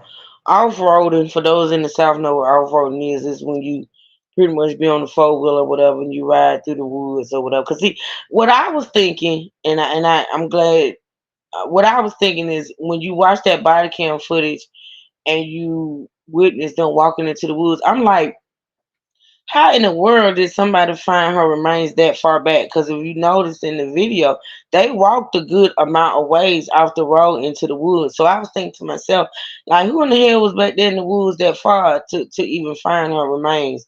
But yeah, now this explains it. This guy was probably riding through the woods. Yeah, when we stayed in the country, I went off-roading with Tony one time. It took one time. We got on that four-wheeler, baby. Because, see, I was already scared, y'all. I was already scared to do it. And we was in that four-wheeler, baby. We was riding through the woods. Tony, old messy ass, was going 90 going north. Y'all, we was riding through the woods. And, for those that, ever experienced country life, you got snakes. Snakes can fall from the trees. They can come. They're just snakes. Just snakes. And then we riding through the woods. We going fast. And, baby, I was scared out of my mind. So this is how this guy discovered the remains. I guess he was riding through the woods, y'all. Look racist or racist behavior. What? Who? Farm Bear? You talking about the Duck Dynasty people? Girl. Miniature version of a Jeep. And do you remember back on February 6th of 2023 going off-roading? I do. Tell us what you were doing that day. I had just dropped my daughter off earlier that day and was basically not wanting to go home. Nobody was home, so I had the day off and went and drove around off-roading to where they're building a big development The off-roading, what area did you do that in? around the Drowning Creek area and some dirt roads off of the Drowning Creek area. Do you know what city that's in? Or what's near? Auburn, it's right on the Gwinnett County line for Auburn and Barrow County. What road were you driving? You said Drowning Creek. What road? What intersection with Drowning Creek? The 316. And how did you choose that area? I used to go there years ago when I was in high school. What did you do when you were in high school? Go. Off-roading, dirt bikes, four-wheelers. So you've been to that area before? Yes. And that day, what vehicle were you driving? Oh, I get it, Fun. I get it. I'm going to show you a photograph that's been marked as Space Yeah, Killer on the YouTube stream. What's up, Killer? Take a moment and look at this photograph. How you doing, Killer? How you been doing, Killer? We ain't heard from you, honey. You doing okay? As I said, yeah, I used to love them until the day it made a racial remark back in the day, and I stopped watching. Yeah, it was a big thing. I remember that. That's why I say we used to watch it until the whole big scandal thing, and then I don't know if y'all know, but it was another little scandal, if I could remember, with one of the boys, one of the sons. You taking your meds? Okay, good, Killer. Happy to hear that. Happy to hear that. You doing okay? You doing okay? Good to see you. Good to see you. Melissa said, "Oh, I didn't know Keep It Cute was fun. Look racist too." Oh, you didn't know? Girl, listen. Fun done changed her name. You just gotta keep up, okay? Yeah, Keep It Cute is fun. That's our fun, baby. Good to see you, Killer. Make sure you keep us up. Like, I'm still waiting for the I saw you went live. I think it was last week you went live. Yeah, you need to keep us posted, because you know you'll get ghosted in a minute.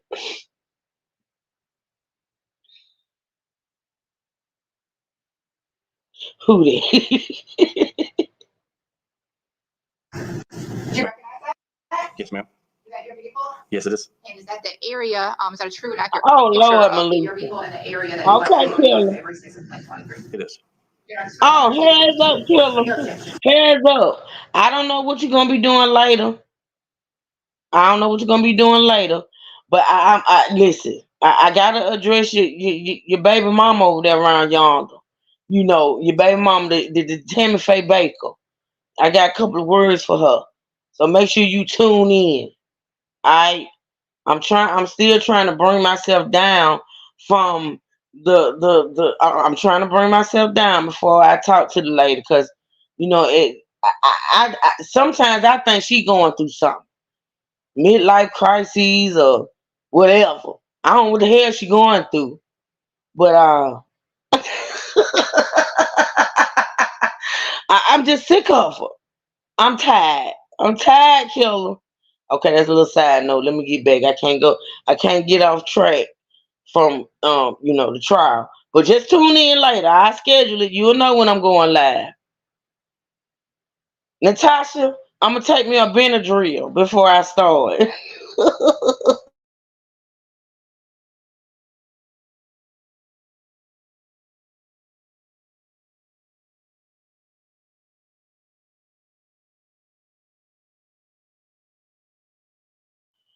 What you say she missed her boot? You know what? Truth, I'm sick. And call. No fun, beer. No, you can't call in. In fact, I'm gonna be looking for you before the live even started. Don't make me find you. Now. Cough my ass. Cough my ass. I don't want to hear it. You better take some cold medicine right now. Yeah, I heard her say she like said when. When, Killer? I didn't hear that. But of course I don't watch until one of my people, give me a little heads up. I don't watch it like that. But baby, I got her today. I am sick of her and Zyra or Zaya, whatever the hell her name she done gave her hair. The last video, well, we're gonna be reacting to it. So you make sure you tune in, okay? All right. Back to the business, y'all. State 52 is admitted without. Yes, certainly. And so you've got a screen right here you can look at. Okay. And This is your vehicle here? It is. Can the jury see that? Do you, I need? Is it, okay. Okay, your vehicle, this is the Suzuki Samurai. Correct. I see a lot of mud on it. Is that from that day or was that on there before? It was from that day. Okay. The roof, just explain to us the vehicle, how the setup is and how the roof and the doors work. The roof does come off. It's just a soft top, kind of like a convertible. Okay. Held on with buttons. Okay. And that day when you're driving, you had it on? I did. How Good is morning, the- my beautiful goddess. Good morning, sweetie. How you doing today? I've been praying for you. Make sure you tune in to the live later on if you can, okay? I hadn't scheduled it yet, but I'm thinking, let me see, we at almost 2 hours on this. So we'll probably be ending this one at about 11, 12, 1, 2. No later than 2 or probably before then. So I'll be going live immediately after that on the T channel. Make sure you tune in, baby. Love you.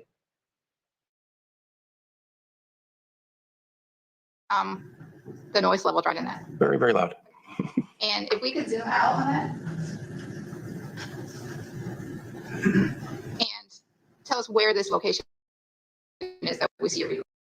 That is several hundred yards east of Drowning Creek on the right-hand side of 316. Okay. And we see a little clearing between the trees. Yes. What is that? That's just a old road that dead-ended. Okay. Is that where you went down? Yes, ma'am. How did you find that location when you were in high school and you guys first found it? Well, this location I did not. Directly across the street is where we used to go, and I was actually on the way home when I passed this road, and I decided to turn around and go back because I had never been down it. When you're going off-roading, what are you looking for? Are you Anything exciting? okay? Okay, boo. Do you usually do it by yourself or you do it with other people? By myself or both. Both. Okay. Yes. And that day when you went down that road, when you go back in those woods, tell us what it looks like. Is it a full road that you could go on, or is there trees blocking your way? There was one tree down, a small one, but then it just ended into piles of leftover debris from years past. How far do you think you drove back in those woods? I'll say 200 to 300 yards. It's not very long. Did you stay on that path or did you go deeper in the woods? I stopped to get out to look, and as I was walking back, my phone had rang. Okay. So you got out of your vehicle. I did, and I just walked around while on the phone. Okay. You remember who you were talking to? My sister. And why did you get out of the vehicle? I cannot hear while on the phone while driving, so I needed to speak to her about my mother. Okay. What was going on with your mom? She was in the hospital at the time and sick, and my father was at home bedridden. Sorry to hear that. When you got out, you said you were on the phone. What did you do while you were on the phone? I just walked in kind of circles. Okay. Where was your vehicle? Still at the end of the road. I just left it there. How long do you think your phone call was? I'll say 20, 25 minutes. And at some point while you're on the phone with your sister and walking around the woods, did you find something? Yes, I stepped over a log and found the remains. And specifically, when you said remains, what did you see? Specifically, I found a human skull. Did you know right then that it was human? Yes. How? Very undeniably human. When you saw the skull, sir, what did you do? Well, I hung up the phone and called 911. At that point, could you tell if this was male or female? No. And you said you called 911? I did. Did you stay in the woods? I went back to get my vehicle to bring it out so that they would be able to see it on the side of the road, and then stayed on the edge of the wood line. We see here in State 52 the vehicle. Is that where you parked it? It wasn't the first time, but they had a little bit of trouble finding me, so I moved it out to the closer to the road in that location sideways so they could see it. You said you saw a skull. Did you see anything else? There were bones scattered throughout the woods. Sir, did you touch those? No, ma'am. Did you take any of the bones? No, ma'am. Did you end up talking to the police officers? I did. And how long do you think you waited for officers to arrive? About, I'll say 20 or so minutes, give or take. And once the officers arrived, what happened? We walked into the woods. I showed them where the remains were, and they immediately had everybody get out, go get tape and tape off the area. And I went back to the front with an officer and gave him my name and number and information. Okay. Did you see any clothing there? No, ma'am. Did you see any personal items? Nothing. Besides the remains, the bones? Did you see anything else there other than leaves and trees? No, ma'am. How long, how far do you think it takes from average walking from where your vehicle is to where you get to the remains? Maybe a minute, if probably not that long. How far into the woods do you think they were? Less than 100 yards. Did you, how long do you think you stayed at the scene once the officers arrived? Minutes. I showed them, walked back out, name and information, and left right away. Had you ever seen anything like that before other than on TV or? No, ma'am. And did you ever learn who those remains belonged to? Yes, the next day. How did you learn? I was paying attention to the news, wanting to know. And on July 26, 2022, do you remember where you were that day? I do, only from some help, but I was in Tuskegee, Alabama. Okay. What were you in Tuskegee for? No, you weren't, boy. You were down the street from me, boy. You were down the street from me. Why didn't you holler at me? Funeral. We were driving through Tuskegee. Okay. Yes. Other than you talking to the officers for a few minutes that day, did you have anything else This to? is the thing, fun. The thing about that, the R, by her being now we can imagine. We can only imagine, right? By her being without any clothing, but it's harder to determine that because her her body was decayed or whatever, and it was only skeletal remains, and by it not being any clothing on her, there were no like samples, no anything they can test to pretty much determine whether or not she had been armed. And I think by him being a police officer and knowing that clothing would probably, hold some type of evidence, he got rid of them. Now we may hear later that they found them or whatever. But as far as being on her body, or her skeletal remains, because you got to remember it was only skeletal remains. You know what I'm saying? So it wasn't really anything to be tested to determine whether or not it was any, like bodily fluids or anything. Usually it's tattered clothing around the bone. I think he removed them. I think he purposely removed them. You know what I'm saying? So in my mind, he did.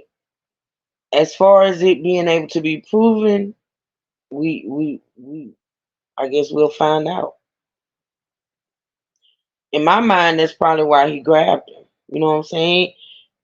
You got to think about it. What was the other purpose of him kidnapping her? You know?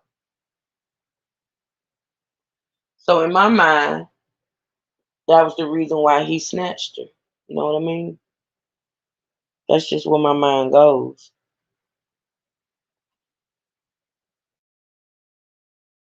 With this investigation? No, ma'am. Nobody ever called. Thank you, sir. Thank you. I have no questions. Thank you. sir. Okay, Thank may you. we release this witness? All right, thank you, sir. Thank you You're very much. excused. Thank you.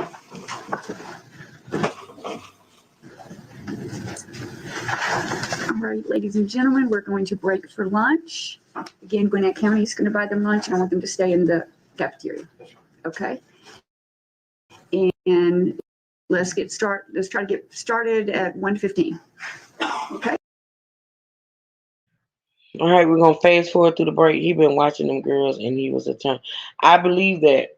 I do believe that. Keep cute. I honestly do. All right, let's see. Let's move forward.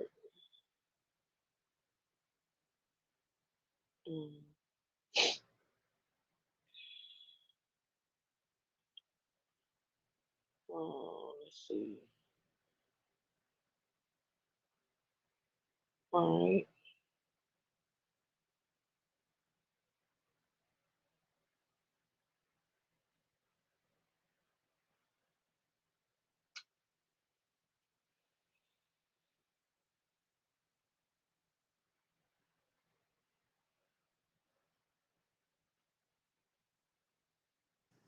Remain standing on the podium and raise your right hand. Do you swear or affirm the testimony you're about to give in this case is the truth, the whole truth, and nothing but the truth? I swear. Thank you. Please be seated.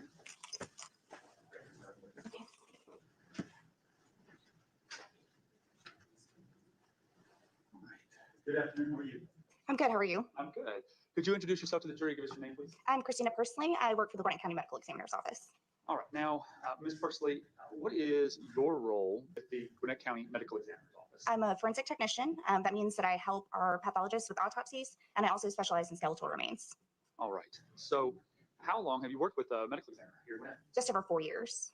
Prior to working with Gwinnett's medical examiner, did you have any other experience in this field? I did not. I went to school for anthropology, but other than that, I did not have any experience. And that was going to be the next thing we talked about. So in order to, what's your official title with the medical examiner's office? Forensic technician. In order to be a forensic technician with the Gwinnett County Medical Examiner's Office, what kind of education or training have you gone through? We do continuing education. Most of our training is hands-on. That means that even if we don't have experience outside of doing autopsies, our pathologists will train us. We also attend classes every year. I think that we do a class at least once a month. And then whatever research that we do outside of that is we can do it on our own as well. You said you went to school for anthropology. Yes. And can you tell us what that is? So anthropology is a study of human remains, of skeletal human remains. In the field that I studied in, there's a broader anthropology field that is cultural, biological, but I specifically studied human remains. Okay. And in terms of studying human remains, what do you do as a part of the medical examiner's office when it comes to examining human remains? So if a person is recently deceased, I help with the autopsy. If someone has been deceased for a while and they are skeletal remains, I'll respond to the scene with our investigators. I'll process the scene with our investigators, which depending on how the remains are found, it could look like a few different things. In most cases, when people are skeletal and they're found somewhere, usually they're not buried, they're on top of the surface. So that means that we have to search a broader area to make sure that we are recovering the entire person. Right. Now, in your role over the last 4 years with the medical examiner's office, how many cases have you been involved in recovering human remains? In recovering human remains, I honestly don't know off the top of my head. It's been a few though. All right. Now, just to give us an idea, I don't need an exact number. More than 10, more than 50, more than 100? Probably less than 10, between 5 and 10. Okay. Now, when I say human remains, are we talking about, and I asked you that question, but the answer to that question, are you talking about skeletal remains? Yes. For the majority of the scenes that I will respond to, usually they're always skeletal remains. Is that why you respond to a scene essentially with the medical examiner's office, because you have a specialty in human remains? Okay. And skeletal remains, to be more specific? Yes. Okay. In college, when you studied anthropology, did you have any involvement there with on scene or any kind of internships there involving human remains or skeletal remains? I did not, because the program at the time, I mean, this is years ago, the program at the time did not have a specific course for human remains in a forensic setting. So I did not do any kind of human remains excavations in college. I did participate in excavations, but they were usually cultural excavations. Understood. Now, are there, in order to be a forensic technician, is there any particular certifications or things like that that you have to have? Just a bachelor's degree. All right. Now, while working for the Gwinnett County Medical Examiner, who is it that you work for? Who is the medical examiner? Dr. Carol Terry. And has she been the medical examiner for the entire time that you've worked there at the office? Yes, we do have a part-time pathologist that will come in occasionally, but for the majority of the time I work for Carol Terry. Now, I want to take you to the evening hours of February 6th of 2023. Did you participate with the medical examiner's office in responding to a scene for human remains? Yes, I did. Describe it to us. So I got in the call, I think I had just gotten home from work actually, and taken my scrubs off and got the call that there were possible human remains that were found, skeletal human remains. So I drove out there. We were losing light by that point. So the recovery was pretty quick. I think we spent about an hour and a half at the scene that night. We recovered the majority of what was found, a lot of the larger bones. We had to secure the scene for the night because we couldn't, I mean, by the time we left, it was nearing 10 p.m. and it was during winter. So we had literally no light. So we had to secure the scene for the night and we went back out the next morning. Are there challenges that you face in a case where the remains are completely skeletal versus there's some amount of tissue or flesh that remains on the body? Yes. So with skeletal remains, unless there's some kind of like sharp force or blunt force trauma, it can be hard to determine a cause of death, especially if the entirety of the person is not recovered. Other challenges could be animal activity taking away of the decedent, taking bones away, also causing trauma themselves post-mortem, like for instance, rodents or dogs, sometimes coyotes will get a hold of the bones and carry them away and kind of gnaw on them, and that can cause physical trauma to the bones. It has nothing to do with the cause of death. Now, because of, in this case, the remains, and we're going to get to some photographs here in a moment, but the remains that you recovered that evening or a part of recovering that evening, how would you classify them in terms of the skeletonization of the bones? Was there any apparent flesh tissue that remained there on the bones? There was not. It was completely skeletal. There was no tissue, which led us to believe that the remains had been there for quite some time. Do you have, what is the science behind being able to determine that? For time of death? Yes, ma'am. When you find remains that are completely skeletal, how do you go about determining, if you can, how long they've been there? It depends on the environment. For someone that is outside and fully skeletal, we'll look at the condition of the bones, look for any kind of soft tissue that may be present, look for bleaching on the bones if they've been exposed to sunlight for a long time, if they've been exposed to a lot of moisture. We can see signs in the bones of that. For most skeletal remains that we find that have been there for quite some time, they'll show the bleaching from the sun, they'll show some kind of weathering. And with remains that have not been there for so long, usually we expect to see some kind of soft tissue and yeah, some kind of soft tissue. I understand. Is there a difference in what you might find in skeletal remains if the person was buried versus not buried? Yes, there is a difference. Like I talked about with the bleaching of the sun, someone who is not buried will typically have some kind of bleaching, which bleaching just makes the bones a little bit whiter. With someone that's buried, we would expect to see, for someone that's been there for a while, some kind of plant growth, some kind of, maybe some soft tissue left, maybe some adipocere, which is kind of like a waxy, I don't want to say substance, but it's like a waxy texture that tissue that's been exposed to moisture for a long time will kind of turn into. Okay. Now, I want to take you to, generally, when you respond to a scene involving human remains, what are the processes or procedures that you go through in recovering those remains? So what we do is we have what we call a dig kit. That's pretty much all the tools that we would need to be able to do a recovery of skeletal remains. And that includes small shovels, brushes, flags so that we can mark out where we're going to be excavating. It also includes measurement tools so that we can tell how deep the remains are recovered, also how far away from different points in the landscape that they're recovered. So what we would do is we would take the dig kit out, we would map out where we would like to do the excavation. And then we would start around where the remains are usually found within a couple of feet, and then we'll expand that area further out, especially if we see signs of animal activity or any kind of weathering that would carry the bones away to a further location. Now, when you arrived on scene that night, February 6th, 2023, did you have a dig kit that you were just describing? I did not, because like I said, I had just gotten home, so I didn't have time to go to the office to be able to get the dig kit. Luckily, CSI had already mapped it out for us, and so we just gathered the surface remains that we could find with the daylight that we had left. And in terms of the skeletal remains there that you observed, can you give us a general idea of how much of the remains were present? I would say, based on the first night, we found probably about 85% of the remains. And I'm going to, may I approach you? I'm going to show you what is marked as States Exhibits 13 through 13.13.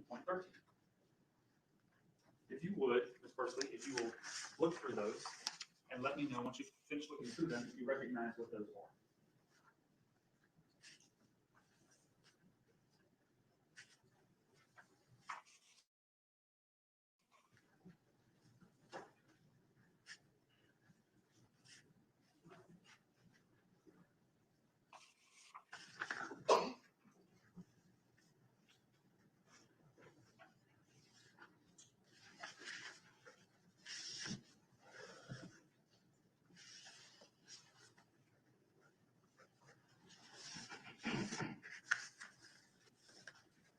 I do recognize them. They are photos of the scene from the first night of recovery. Do those photographs accurately depict the scene that you described on February 6th of 2023? Yes, they do. Your Honor, I'd move to admit States Exhibits 13 through 13.13. objections? No objection. States Exhibit 13, 13.1 through 13.13 are admitted without objection. Thank you, Your Honor. May I publish? Yes. All right. If you would bring up number 13. we'll walk through. And you have a screen here also. One to your right, one to your left, yeah. So whatever's easiest for you to look at is okay. This is State's Exhibit number 13, I believe. I'll walk up here and see them. Yes, 13. Could you see it? You can see it, okay. All right. Ms. Persley, describe for us what we're looking at here in this photograph. This is a view from the side of the road. 316 is the road, kind of looking to the side of where the scene was. And if you recall, from this perspective, where were the remains at from here? If you're standing and looking this way, they would have been to the right and up an embankment. All right. So on the right side of this photograph here, is that the embankment you're talking about? Yes. Describe for us if you can remember. How steep was that? It was in parts pretty steep. There was a road that was to the side of it, which is how we accessed the scene to begin with. But it was pretty steep right there if you're looking at that particular part of it. Can we go to 13.1, please? All right. And again, what are we looking at here? This is also a photo of the embankment leading up to the scene. All right. Now, as we're looking at this, these are the woods here. Did the woods continue all the way back to where the remains were? Yes. All right. We go to 13.2. All right. And here, this photograph, sorry, that was 13.1, I believe. And it goes to 13.2. Yes. What are we looking at here? This is also the side of the scene from the road. Also a photograph of the embankment. And this one, is it taken kind of in reverse of the first photograph, looking back the opposite direction? It is. Okay. If we go to the next photograph. All right, and what are we looking at here? This is a portion of the scene. This is pretty far from where the remains were actually found. Probably after we secured the scene for the night, or pretty close to securing the scene for the night. All right, and the next photograph. All right, what are we looking at here? That is a femur. I'm not sure which side, just looking at the photograph. That femur in particular was carried a little bit away from where the majority of the remains were found, indicating that there was probably some animal activity. All right, and you explained that, I think, before. This is exhibit 13.4, but when you're involved in the recovery of human remains that are skeletal, do you often see bones being moved out from the general location? Yes, especially if they're, I don't want to say dumps, but if they're placed on top of the surface and they're not buried where they can be easily accessed by animals, yes, it's pretty common to see animals take some bones and kind of scatter them. In this particular case, when finding a bone, the femur like this, did it appear to you that that was the case, that an animal might have carried it away from the main area? Yes. We go to the next photograph, 13.5. All right, and what are we looking at here? All right, was this part of the remains that you recovered that evening? Yes. Okay. And 13.6. All right, what are we looking at here? That's a sacrum, which is your tailbone. All right, the next photograph. All right, and this one's 13.7. 13.7, what are we looking at here? That's also a photograph, an up-close photograph of the skull that was found. And that's a photograph of how the skull was found before it was manipulated by any investigators. All right. The next photograph, 13.8. And what are we looking at here? That's part of the pelvis. All right. And in terms of recovering remains, is there a significance in certain bones and identifying who the person is? Yes. So there's a few bones that we use in particular to identify age and sex. The pelvis is one of them. We use the pelvis to determine whether someone is male or female. We also determine age by the pelvis. The femur is another bone that we use to determine age as well as height, possibly. And the last part there, the height part makes sense to me, because I imagine the length of the bone exactly determines height. But you've also mentioned determining gender, male or female, in terms of the pelvis. What kind of things do you find with the pelvis? So with the female pelvis, the opening will be a little bit broader than with a male. It's also because, females are built and designed to give childbirth. As far as age goes, there are parts of the pelvis that we can tell if it's fused or not, which will tell us if somebody is a child, a teenager, or an adult. Now, just in a little bit further explanation about that, what would you expect to see in a child or prepubescent adult versus, or prepubescent person versus somebody who's already gone through puberty or older? I would expect to see that not all of the plates are fused. Okay. So as somebody gets older, do their plates fuse together? Yes. Okay. And to the next photograph. All right, what are we looking at in this one? This is a human skull, again, before manipulation by investigators. All right, and this is 13.9. We go 13.10? What are we looking at here? That is the pelvis with the sacrum in place. I believe that's Dr. Terry that's holding it together. Okay, so she's holding it together. Were these Were these found in separate pieces? They were found in separate pieces. She put them back together, and I believe we sent that same photograph to our consultant forensic anthropologist to help determine age and sex. To the next photograph. And what we're looking at here. That's a mandibrium. That's part of the interior part of your rib cage. Okay. And to the next, this one, hold on, this one is 13.11, just so I can, for the record. The next one, 13.12. All right, and in this photograph, what do we see? That is a photograph of where the majority of the remains were found. That's the original location that they would have been placed. Okay. Now, what tells you that? Well, mostly because the majority of the remains were found there. The skull, I believe, was found closer to that person's foot, to the left of the photograph. And as you can see, they're not buried. They're a little bit covered with some dirt and some plant matter, but that's probably from weathering, not from intentional burying. Okay, and that was going to be the next question here. In looking at these remains, did you discover any evidence that they had that the body had been concealed in any way or buried, covered up with anything?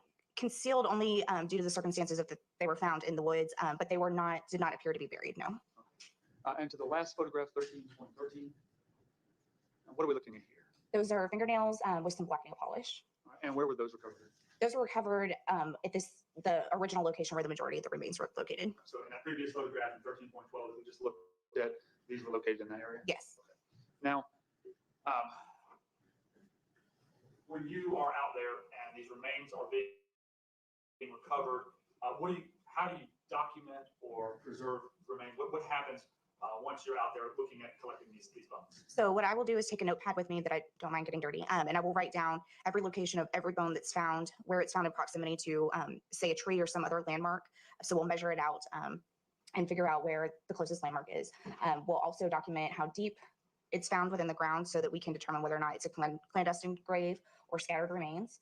And we'll also photograph every step of the way. Everything that we remove, we'll photograph a bone before it's removed, where it's originally located. We'll photograph it after it's removed. Okay.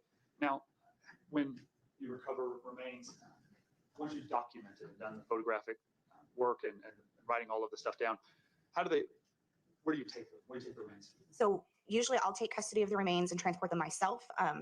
So what I'll do is place them in a bag, mark the bag of where the remains were located, what remains are inside, and then I will take them to the medical examiner's office to be processed. And what that looks like is I bring them into the medical examiner's office, into the forensic wing. I agree, Fawn. I agree. I'll write down and document everything that is brought in to make sure that nothing is lost along the way, that nothing is placed, not tampered with, and then they're placed into a locked cooler.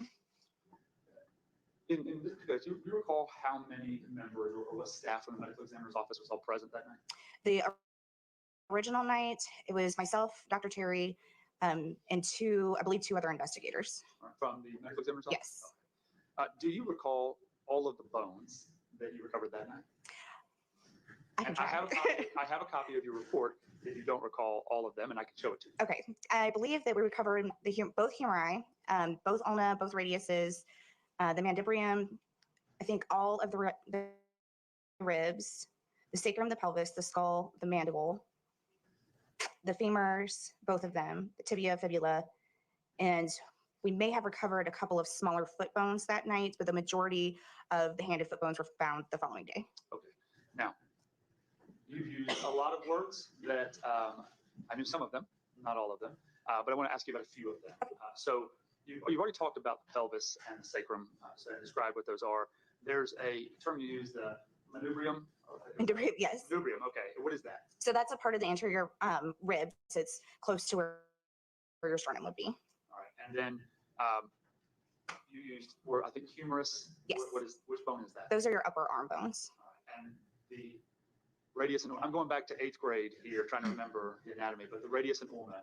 Those are your lower arm bones. Arm bones, okay. So in essence, did y'all recover all of the arm bones in the skeletal remains? Yes, all of the arm bones and all of the leg bones were recovered the first night. So that's the femur that you talked about. Yes. And then the tibia and fibia? Yes. Okay. So apart from that, you also recovered the skull and ribs, you said? Yes. Now, do you know if you recovered all the ribs or?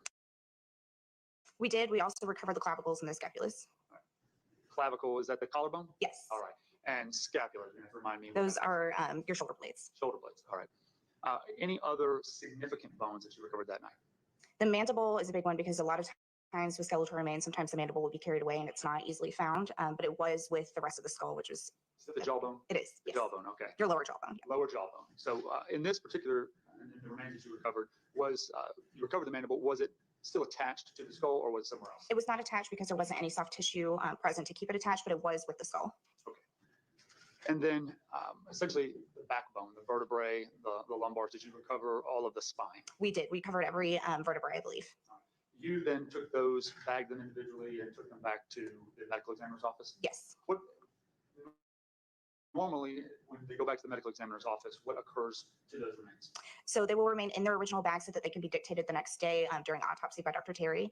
I fill out paperwork, document everything that I did, place those same bags into a locked cooler that only medical examiner employees have access to. Now, you mentioned obviously it got too dark that night to really continue the search. Were you a part of the medical examiner's team that came back the following day? Yes. Who came back the following day with you, if you recall? My supervisor, Tina Miller, came. Dr. Terry did not go that day. I believe we had 3 other investigators that came, and our other forensic technician came with us to help. And the reason why so many of us went back the next day was because we were trying to recover the hyoid bone, which is really important in skeletal remains to help determine cause of death. It doesn't always determine cause of death, but it can certainly help. In what way? Describe what the hyoid bone is and how it might assist. So the hyoid bone is in your throat, it's in your neck. And in some suspected homicide cases where we suspect that there is strangulation, especially with manual or ligature strangulation, the hyoid bone can become broken or bruised during that process. Unfortunately, with skeletal remains, a hyoid bone is a really soft bone, and animals, unfortunately, really like soft bones. So it can be hard to recover in remains that are exposed to the elements and exposed to animal activity. So you mentioned that the next day, more personnel from the medical examiner's office showed up for the purpose of trying to locate that. More remains, but with a particular focus on that bone? Yes. Okay. And what did y'all do when you got back the next day? What kind of things did you do once you got there in order to search the next day? So because we knew that we were looking for smaller bones, we had already recovered most of the larger long bones. We used what we call a sifter, which is basically, if you've ever seen any kind of like anthropology shows, they usually have, it's a classic, like, I don't even know how to describe it. It's got like a screen at the bottom and then it's like a box built around it. And what we do is take the soil or the dirt and the leaves, dump it into there and then shake it so that the dirt falls through and it'll trap any kind of larger pieces like rocks, potentially a bullet, and some bones. Now, when, and y'all employed using those the following day? Yes, and we also used brushes to make sure that when we were digging through the dirt that we weren't, because the hyoid bone is such a soft bone, that we weren't damaging the bones by using shovels. So we mainly just used our hands and we used brushes. If you recall, and just approximately, how long were you and the rest of the medical examiner's team out the following day? The following day, I believe we probably left about 3 p.m. We had gotten there about 10 a.m. So we were out there most of the day. Now, I'm going to show you what has been marked as State's Exhibit 14, 14.1 through 14.15, I believe, make sure I'm correct. And then also, because we've already admitted some, and we're out of order, 14.23 through 14.32 for the record. So that's 14 and 14.1 through 14.15 and 14.23 through 14.32. And like I did just a moment ago, I'm going to give you a set of stacks and a little bit of gap, but if you look through these photographs, you let me know if you recognize what's contained in them.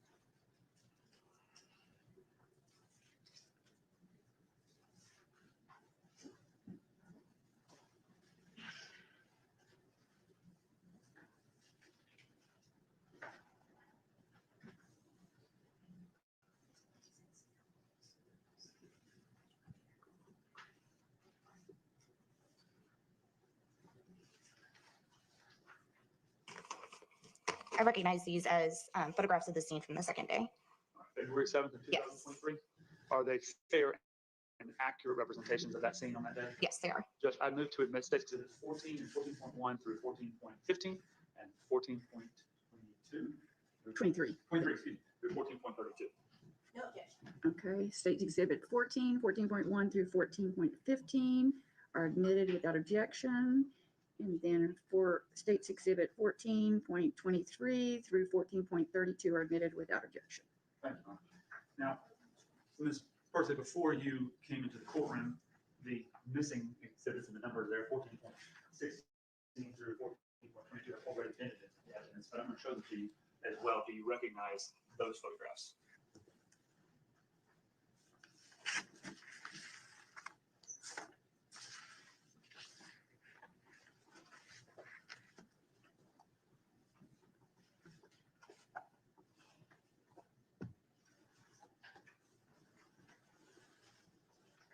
Yes, I recognize these from the second day. All right.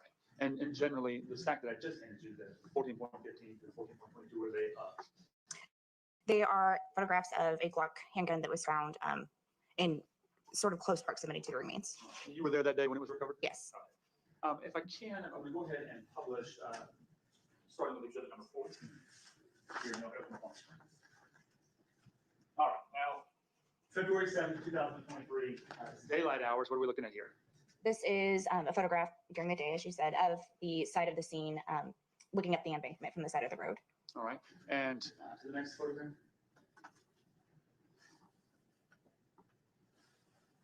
All right, and what are we looking at here in 14.1? A different area of the side of the scene. All right, and to the next photo. All right, and here. This is just outside the perimeter of the scene.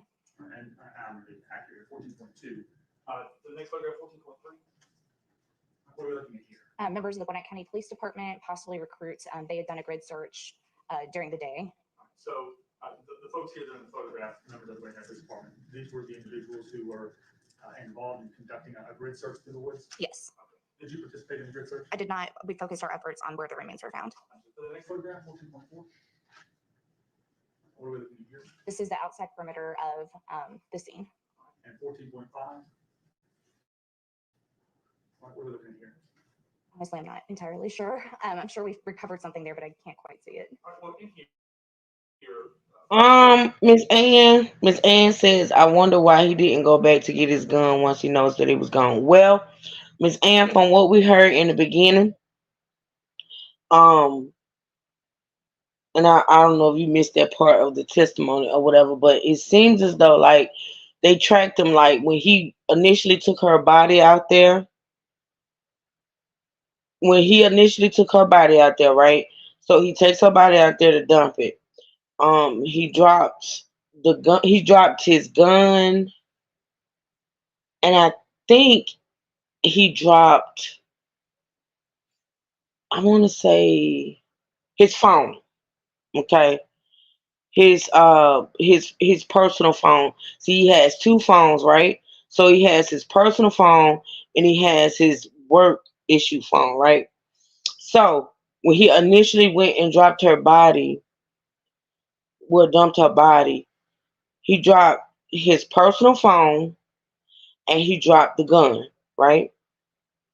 So they were able to see that his personal phone was there by her body for some time, but he did go back.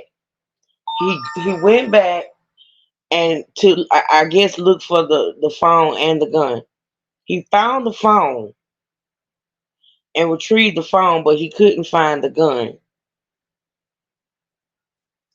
Yeah, so he did go back to try to get it, but he, by it being dark, you gotta remember it was dark, and even though what we saw when they was in the area, you didn't see any leaves or anything at that time because it was like, I think, February, but you gotta remember her body was dumped in July, right? So in July, the bushes, the trees were full of leaves and things of that nature, right? So it wasn't as easy to find something in those woods.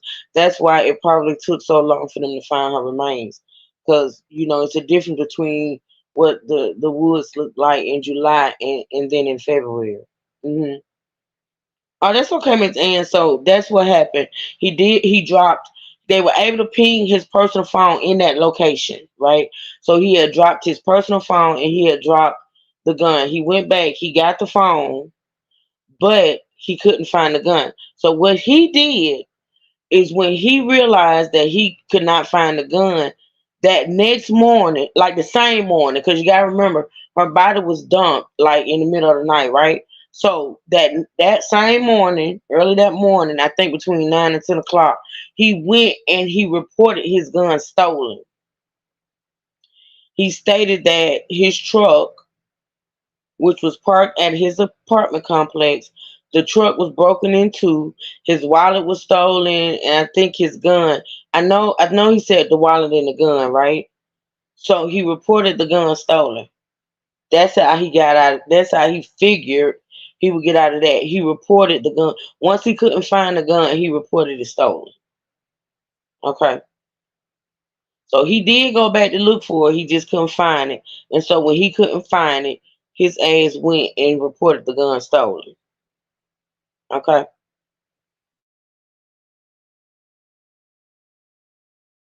Orange flag, if you will, or indicator here. What is this an indicator of? That is usually an indicator that we did find something. But again, I'm not entirely sure from this photograph what we recovered. The whatever y'all found there, you had already collected the previous night, and this is a photograph of it. We may have, yes. Okay. The next photograph. All right, and generally, what are we looking at here? Another photograph of where we recovered something. Okay, and the next photograph. Again, You're welcome, we boo. recovered something from that spot. I could see that we had dug around that spot, so I'm assuming that we had probably found a long bone the previous night. All right, and the next one. All right, and what are we looking at here? That looks like the main area where we excavated the majority of our remains. Now, you mentioned using, I don't know what you called it. It wasn't a screen. You called it a sifter. A sifter thing. You're welcome, Miss Ann. Were you, in doing that, were you taking, the dirt or pine straw or whatever it is that we can see in photographs like this and putting it through that sifter? Yes. To the next photograph. This is 14.9. All right. What are we looking at here? This is an overview of where the majority of the remains were found after excavation. Okay. And next photograph. All right, what are we looking at here? That looks like it's either a bone from a foot or a hand. I'm going to assume a foot because the majority of the hand bones were found relatively close together in the position that the hands were laid. Okay. This photograph here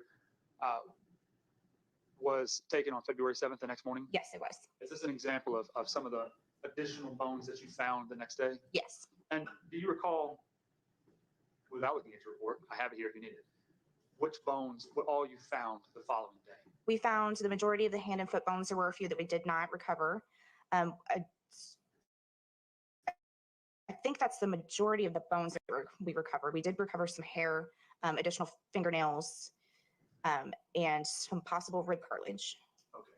Now, the hair, do you recall finding the hair? I do, yes.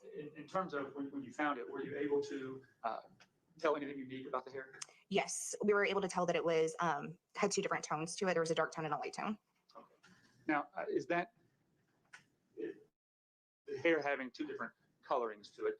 Is that an indication of something natural happening to it, or is the hair that color prior to death? It could have been something natural, like the sun could have bleached it, but looking at it, it didn't look like anything like relative to weathering or bleaching. It looked like it had been previously colored.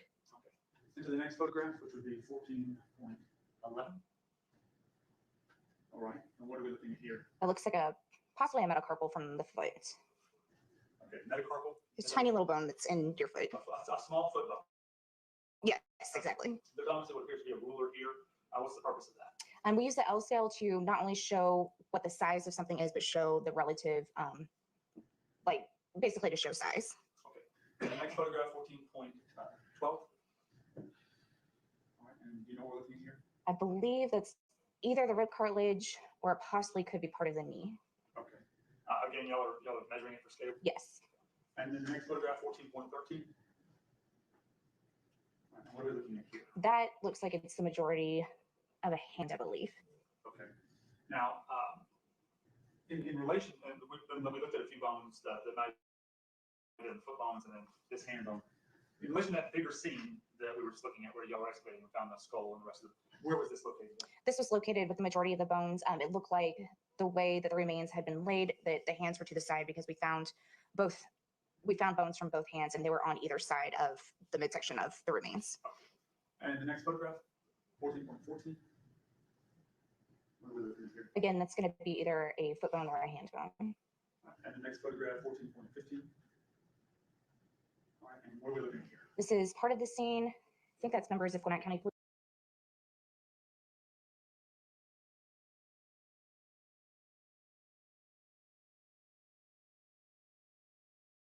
All the way to 14.23.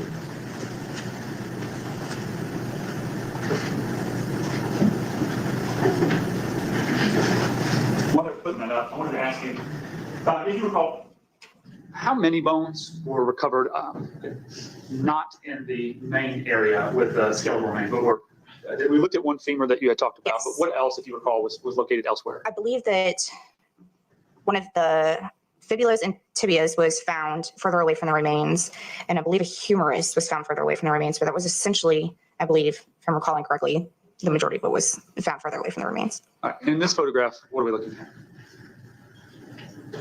This Is it is, a tooth?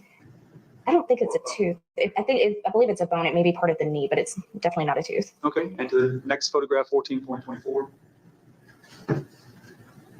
I believe that's the same bone from the previous picture with the scale, yeah. Okay, the next photograph. And what are we looking at here? Another foot or hand bone. All right, and the next photograph. Same thing with the scale. Yes, probably a hand bone, judging by the length of it. All right, 14.26. The next photograph, 14.27. All right, what are we looking at here? Those, I believe, are going to be hand bones. All right, and you located these on either side of the torso, you said? Yes. 14.28. And that same one just with the scale? Yes. Okay, and then 14.29. What are we looking at here? That is a fingernail with black nail polish. So you found an additional fingernail the next day? Yes. Okay. 14.30. That same fingernail just with the scale on it? Yes. And 14.31. Thank you, yours truly. It's just an overview of where some of the remains were recovered. All right, 14.32. All right, and what are we looking at here? That is an overview of the majority of the site where the remains were found. Now, obviously, it appears to me like a significant disturbance here. I mean, is this after? That's that, yes. All right, so this is post search by the medical examiner's office? Yes. And so all of what we see kind of torn up here is stuff that you guys had gone through and sifted through looking? Yes, it is. Okay. And to the last, oh, this is the last one, 14.32? All right. Yes. In all of the searching that you did, they are both the first night and then also on the second morning, February 7th, did you locate the hyoid bone? We did not. Okay. From your observation, I know you're not a forensic pathologist. You don't perform the autopsies. Do you assist in performing them? I do. I do the evisceration, which is essentially taking out the organs, weighing them, and then Dr. Terry is responsible for doing the dissection of the organs. Understood. In a case like this, where it's skeletal and the organs are not present, do you participate in an autopsy of those? Yes, we do still call it an autopsy. However, it's different because there are no soft tissues or organs present. So for skeletal remains, what we will do is lay them out in anatomical order and make sure everything that is there and see what kind of recovery we have. If we have a partial recovery, if we have a full recovery, we check every single bone for any signs of trauma, any signs of disease, or any signs of issues, essentially. And I understand, as the forensic technician, you are not the individual who makes conclusions about causes of death and things like that, right? Right. However, from your observation of the remains, did you notice anything that appeared to be an obvious sign of trauma to any of the bones? I did not. Okay. Once you finished that day recovering the remainder of the bones, I think you said mostly the hand bones and foot bones, and what did you do with those remains? Those remains were treated similarly to the ones from the night before. They were bagged, labeled, taken back to the medical examiner's office by myself, and placed into a locked cooler. Okay. Now, that's February 7th. Did you participate in whatever autopsy could be done with Dr. Terry of these remains? Yes, I did. And do you recall what day or how long after that autopsy occurred? I'm not entirely sure. I believe it was February 8th. We may have started February 7th that night, but I don't recall exactly. Yeah. Was it shortly after the remains were recovered? It was, yes. And what was your role in that particular autopsy? My role was helping Dr. Terry check for trauma, laying everything out in anatomical order, making sure that they were clean. That's part of our job, is cleaning the bones to make sure that we're not missing anything, such as a small scratch or nick, I guess I should say, from a tool or something like that.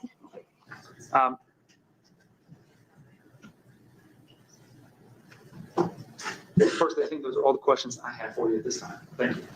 Your Honor, I know that I've handled whether or not to object, but I was hoping that Mr. Dobbins could do cross. That's fine. Thank you.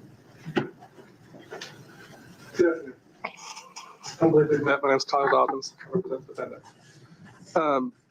You have named out a pretty significant list of bones that were recovered, and then you have said that the hyoid bone was not recovered. Were there other bones not recovered? There were a few, I believe a few finger or a few This is hands. the and foot bones defense, were not y'all. recovered.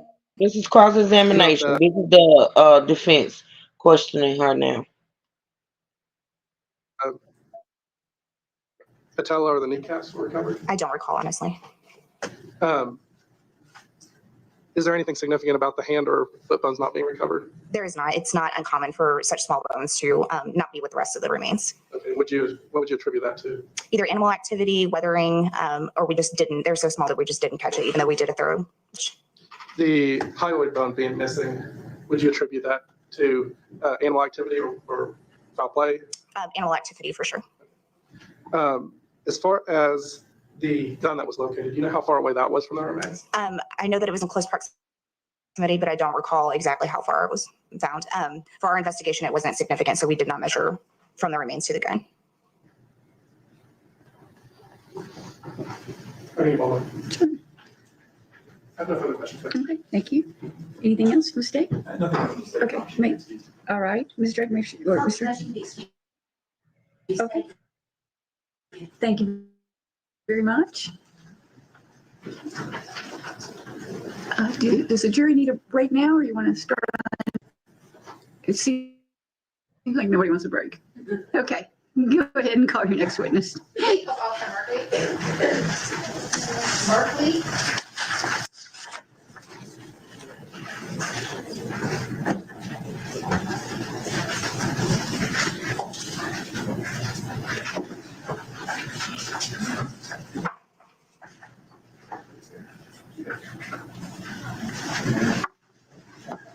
Okay, y'all give me a second. I'm trying to determine something. I think we got like 30 more minutes. So we're going to listen to this guy, which looks like it's going to be pretty interesting. And then, let's see. We're probably going to start tomorrow with this guy. Okay?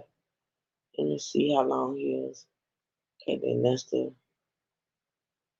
Because y'all, I'm keeping up with what's going on in real time and in this moment, y'all. So listen, let me explain something to y'all right quick. In this moment, the jury is deliberating. It was a quick trial, y'all, like quick. So in this moment, real time, the jury is now in deliberation. So it could be a verdict today, could be a verdict tomorrow, I don't know. But even after the verdict is announced, we'll probably still continue to listen to the testimony. But I just want to let y'all know, give y'all a heads up right now in real time, because y'all know we like a day behind. So in this moment, the jury's deliberating. Don't know how long it's going to take. I'm thinking it is not going to be that long before they might actually come back with a verdict today. But it's up to y'all, though, if y'all, once the verdict is announced, if y'all want me to continue listening to the testimony or whatever, or we can get right into the verdict or whatever. It doesn't matter to me. I'm gonna watch it out anyway, but I know I'm gonna leave it up to y'all whether or not, if a verdict is,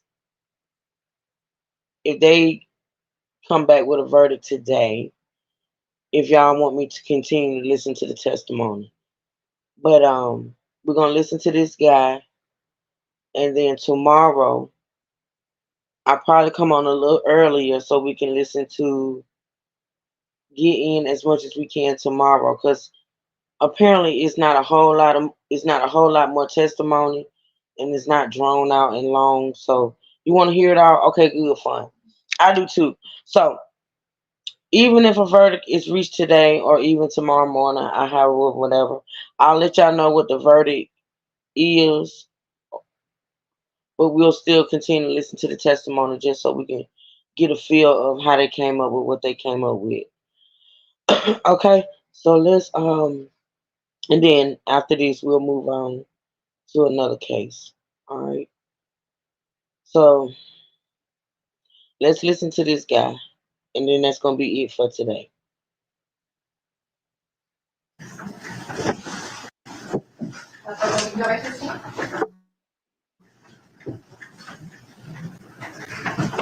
Standing and raise your right hand. Do you swear or affirm that the testimony you're about to give in this case is the truth, the whole truth, and nothing but the truth? I swear. Thank you. Please be seated. Good afternoon. You could introduce yourself to the jury. Good afternoon. I'm Detective William Merkley. I'm going to take those from you. So this is the detective, y'all.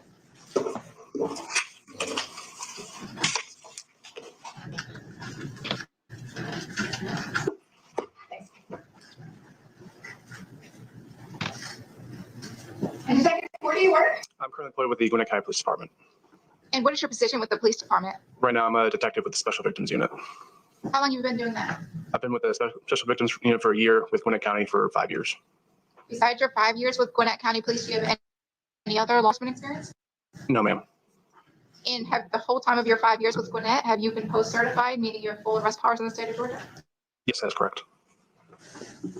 And when did you start in Special Victims Unit? I started in Special Victims in, I believe it was April of 2023. And before April of 2023, what were you doing for the police department? I worked 4 years as a uniformed police officer out of our West Precinct. What is it? What area is the West Precinct? The area covers Norcross, Peachtree Corners, parts of the city of Lilburn, mostly with DeKalb County. And as a uniform patrol officer, what were some of your duties? I would conduct traffic enforcement, respond to calls for service, go out on self-initiated activity, area checks. When you say self-initiated activity, what does that mean? Traffic stops, suspicious persons, stopping and talking with local residents, making sure everything is all right, see if they have any concerns. And specific calls for service, how do you get the information on what calls to go to? So if it's call for service, a 911 call is placed to our 911 center. The call taker gathers information, relays it to the dispatcher, and the dispatcher will send usually the unit assigned to that area out to respond to the call. And back on January 27th of 2022, what was your position with the police department then? I was working still uniform patrol out of West Precinct. I know you said the West Precinct. Is there a certain area or neighborhood that you get assigned to, or are you working all that area? Mostly just that specific precinct. Our area would change from shift to shift. But you could be anywhere in that full precinct. Correct.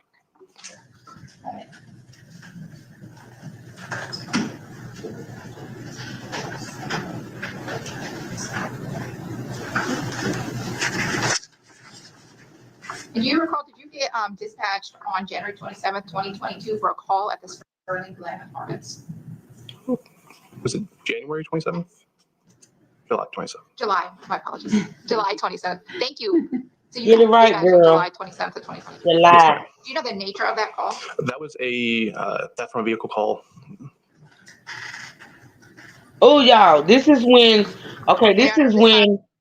This is the next day when he called to have his gun reported stolen, y'all. This is when he called the police to come out to his apartment complex, to his truck that he claimed was broken into, and his gun was stolen. So this is the guy that responded to that call.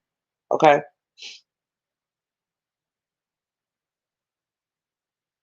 I'm going to tender a 911 call. We have a certified business record from the Gwinnett County 911 Center, and that is for call number P220800600. That's for Gwinnett County Police Department, case number GP 220060902, and that is a certified business record. What exhibit number? Ms. Magic, did you? 27.2 is the business record certification, and 27 is the disc. Thank you. No objection. Yes, that was my next question. All right, 27 and 77.2 are admitted without objection. Yes, Your Honor, permission to publish the 911 call. Yes.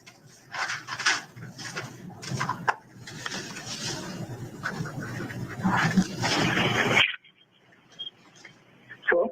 Please. Hello. Hey, how you doing? Hey, can I get an officer? I should have called the 911. I'm sorry.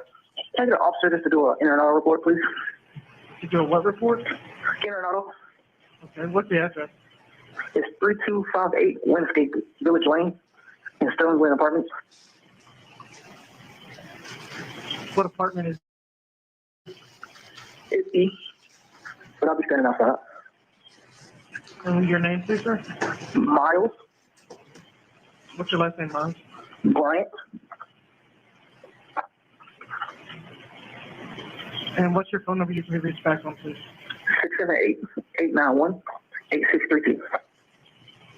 And what kind of vehicle is you guys? Please? I'm sorry? What kind of vehicle do you have? The truck, black truck. Did they break the window? How did they get in? No, ma'am. I think I left my door locked. All right, patient, we'll get somebody out there as soon as we can. What's the name of the thank you so much. complex? What's the name again of the apartment complex? Sterling Glen. All right, we'll get them out there as soon as we can, sir. Thank you. And Detective Burke. Does anybody else wonder why? And of course, we didn't hear the. I don't know if that's the whole phone conversation or not. But does anybody else wonder why he didn't identify himself as a police officer? To be honest, like he called in like he was just some random citizen. Why didn't he identify himself? Because let me tell you something. It's a difference between a random citizen reporting their gun stolen and a police officer. Because when it comes to police officer issued guns, is you know what I'm saying? It's kind of serious, right? So I didn't hear him identify himself as a police officer in that call. All right, right, Fawn. Let's listen. That 911 call, is that in reference to the call that you got dispatched to? Yes, ma'am, it was. And while you were a patrol officer, did you wear a body worn camera? I did wear a body worn camera. Can you explain to us how the body worn cameras work? How do they come on? So our body worn cameras have to be manually turned on and turned off by holding down the center action button. When we go back and review the data, there's a date and time stamp that appears. For some reason, our department has chosen to put the time in UTC time instead of Eastern Standard Time. So there's a 3-hour difference. The time on our body cam shows 3 hours ahead of what the actual time is. What is UTC time? I don't remember the exact phrase, but I know that that's what our body cams record in. I understand that. So are you? Me Marge, I don't know if you in the chat. I don't know if you still in the bushes or not, me Marge, but where your cousin at? Wait a minute, hold on. All right, y'all, a little laughable moment. Hold on. Wait a minute. Let me go back a little bit. Margie, I don't want to go back because I don't want to go back too far. But Margie, your cousin ain't sitting over there no more with her no neck. She had an off day or something.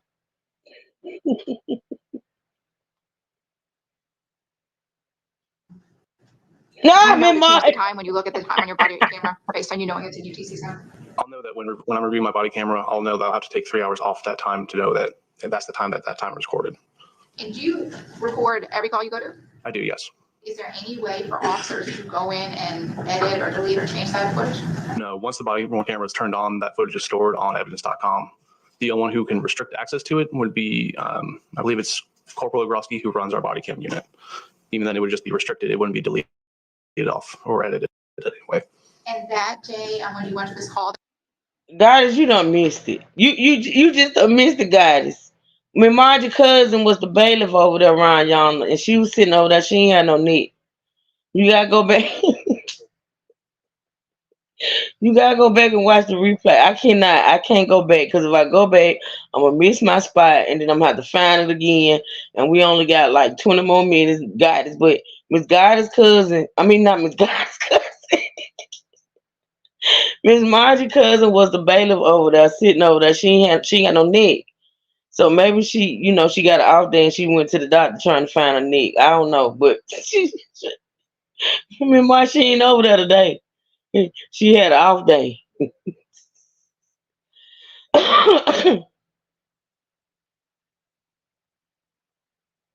She 911 had call to we just pee. heard, were you wearing a body Oh, worn okay, camera? me Yes, mind. ma'am, I was. Have you had an opportunity to review the body cam video that you had on that day?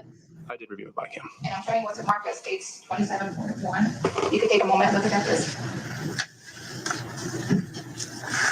Yes, ma'am, this is my body cam. Are your initials on that? Yeah, they are in the top right. Okay. Did you initial this? I did. And you watched the full video? Yes, ma'am. And when you watched that video, was it a true and accurate recording of your body worn camera from that 911 call we just heard? From the call service, yes, ma'am. Your Honor, this time record states 27.1. No objection. 27.1 is admitted without objection. Your Honor, permission to publish 27.1. Yes, ma'am. All right, y'all. This the body cam footage of when he went out there. This the body cam footage of when he went out there and made the report on the stolen gun. Maybe she had to get a search party together. God is stop it.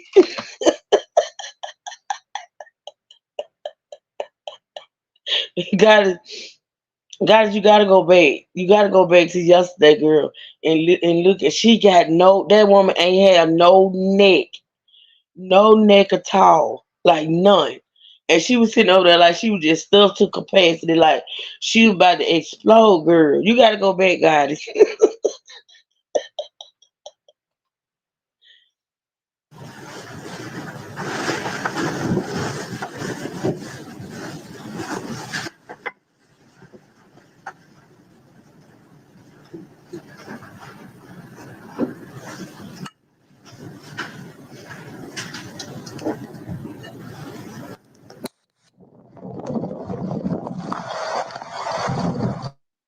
What's up, man? Hey, Mr. Brad. You're probably getting slammed. I'm sorry. No, you good?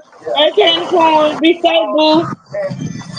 So There you go, y'all. Look. yesterday, I don't know what time, man. I went running around here. I did a bunch of stuff yesterday, and I came back. I went to the store. Everything I had it at the store, and I came back, supposed to leave. I was like, I got my wallet. I don't know where my wallet at. So I can't find my wallet. And then this morning, I worked doorbell, get my dry cleaner at work tonight, and then I looked over my floorboard, and the my Glock 19 holster is on the floorboard, and my Glock 19 is always together, you know. Right. So, oh, I hate to say, I think I left my door. They ain't smashed the window or nothing. I fucked around, left my door unlocked. The biggest, I know, man. I get on people all the time. I take general auto report. I just want to at least put that, you know, on GCIC. Yeah. It was in there when you went to the store last night, correct? Yeah, it was. I don't know. You know? I don't know. I looked down this morning and saw my holster. I said, I can't find my wallet. My holster's there. My gun and holster is never separate. You know, it's a weird people can still holster. If I take it, I take the holster. I don't carry it free. So that's definitely missing. I'm gonna get serial number for you real quick. If you don't mind. Yeah, sorry about that.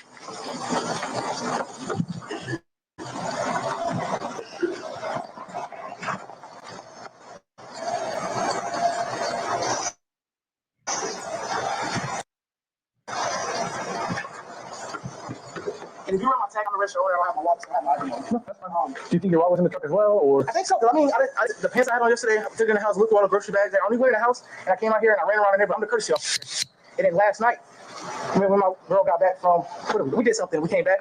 I drove around a little bit, and I needed to do patrol anyway. I drove around a little bit, see if I could find it. I didn't see it. It was dark anyway, but. He just told a whole lot. I gotta sped up a little bit, so y'all let me know if y'all can't understand what he's saying. But he just said, me and my girl did something. We rode around a little bit. Now, mind you, the night before this man committed a murder, allegedly. But he just told the officer him and his girl. So in his warp brain was this young lady his girl? Like, he said, me and my girl. He said, me and my girl rode around. What? All right, let's listen, y'all. Something that's easy to, who is your girl? And if you actually have a girl, it's easy for the officer to go verify whether or not you was with this girl the night before. All right, let's listen. Why would they not take the holster if the gun was in it? Don't make sense. Come on, Fawn Baby. Come on, girl. Listen.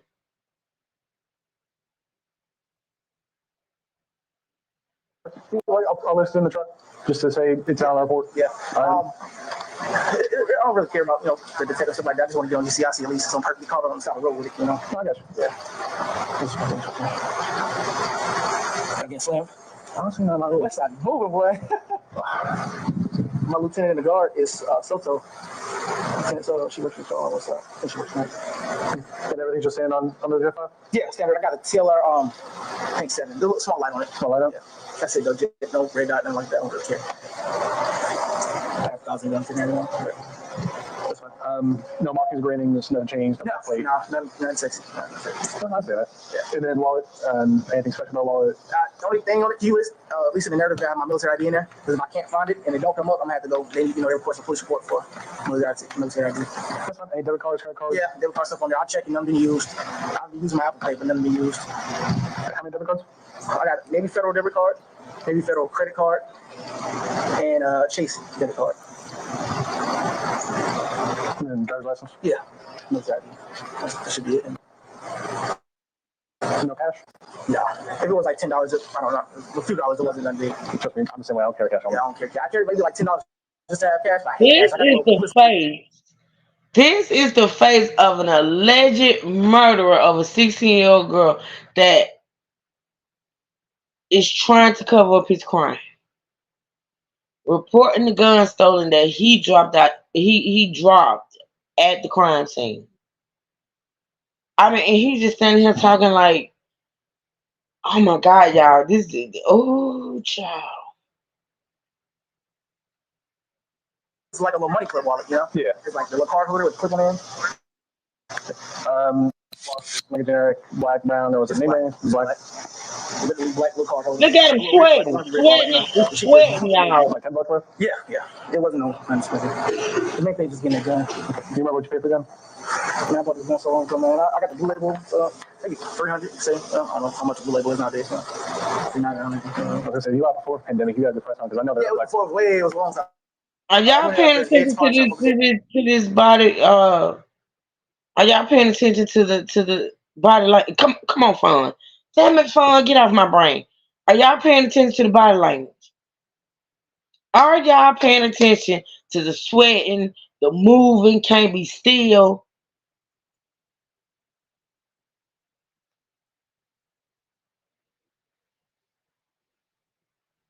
You know, I'm out there, Fargo. Yeah, I got County, I think. Oh, you got far then. Huh? You just go to David County? I didn't live over here then. Oh, okay. I just really moved over here to get Hershey after spot, you know. No, I get that. Yeah, let me get your kids come in, I'll get that put on. Appreciate it, bro. So you think you left that locked? Yeah. They ain't breaking what I had to, you know. They got it like that, yeah. But it had to be when I was moving in and out, because I have a truck right here, and I backed it up right there, I ran a little bit, I came out here, I was just in and out all day, so I had to be somebody to quick, and I think it live in here, you know. Unless it's cuts all through here, like that cut back there. I get kids going to the pool all the time. Closed. Oh, yeah. That cut back there, you used to like behind that little grocery store right there and shit. Oh, yeah. We've had people actually rob the grocery store and come run through here. Oh, for real? Yeah. Oh, yeah, I get calls here all the time, man. I know. I was gonna say, how long you been a grocery officer here? I'll say a few months now. A few months? Fairly new. Yeah. So it's decent for the most part. There's good people. Yeah. But you will get like, oh, someone's shooting a gun off behind this building. Yeah, they call all the time. And I drive through, like, all right, you know, I'm even calling y'all be West Side in a slam. So working out there, so y'all busy? Mm-hmm. Like, yeah, we get slammed. I'm like, all right, you know, I'm not going to grab y'all come. So, you know. So, people smoking all over there. Like, the pool been closed. I guess the county came out and did an inspection and the levels were off or whatever, so the pool been closed. And I was on the way to work. They watch. And 5:15 they got there morning and people just partying at the pool. I said, it's 5:15. I said, hey, they just take off right now. Bro, this, you know, but housing market too crazy right now. That's what I want. Trust me, I get it. I just got my house before everything.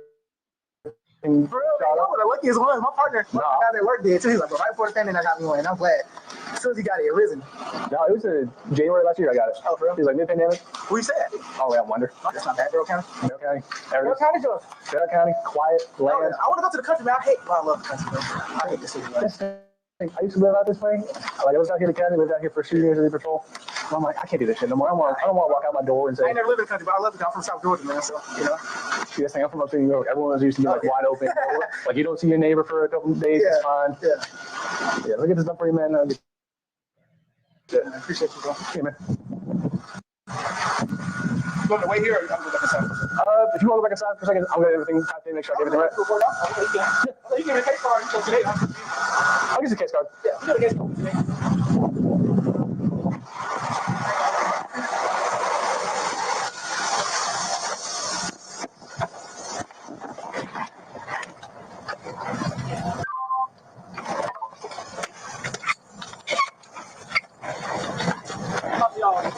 Oh, no.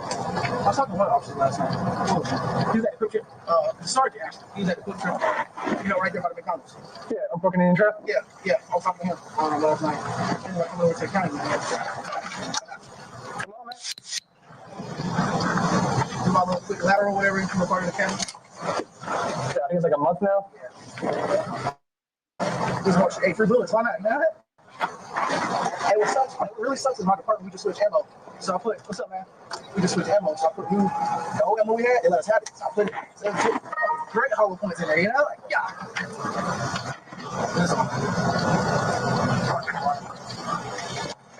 Oh, cool. And then the 678 numbers here? The 678 numbers here? Yep, 678 891 Yeah. So that takes up for you. I usually explain, but I'm pretty sure you understand how everything goes with it. Yes, good. Yeah, if you're thinking about coming over, now's a good time. Like, they'll put you on the road. I'm on contract with them, so basically they send me in date, you know? So. Excuse me. If you need anything, give me up. I'm more motherfucker. Hey, cool, man. Appreciate it, bro. Hey, hopefully you find your wallet. Actually. Yeah, I know. Anyway, what's going on there? All right, bro. Appreciate it, bro. Hey, take care of yourself.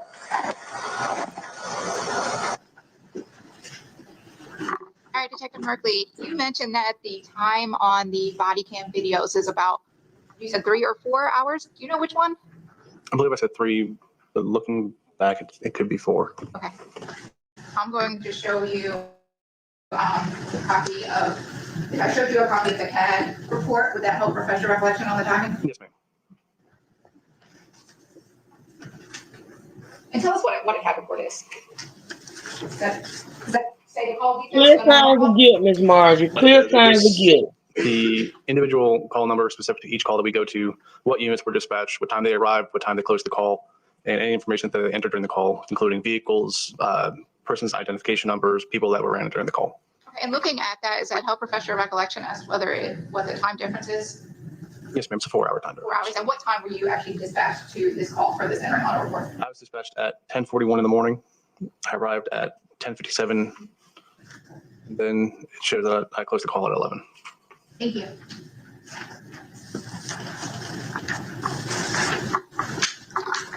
And who was it that you met with for that report? I met with Mr. Miles Bryant. Did he identify to you where he worked? He stated that he was the courtesy officer and pointed to the door of a marked police car that was parked out front. What's a courtesy officer do? A courtesy officer is an officer that works for a department in the state of Georgia. Usually they, as part of the courtesy officer, they work in partner with the complex they live in for a discount rate that the jobs for the complex could vary.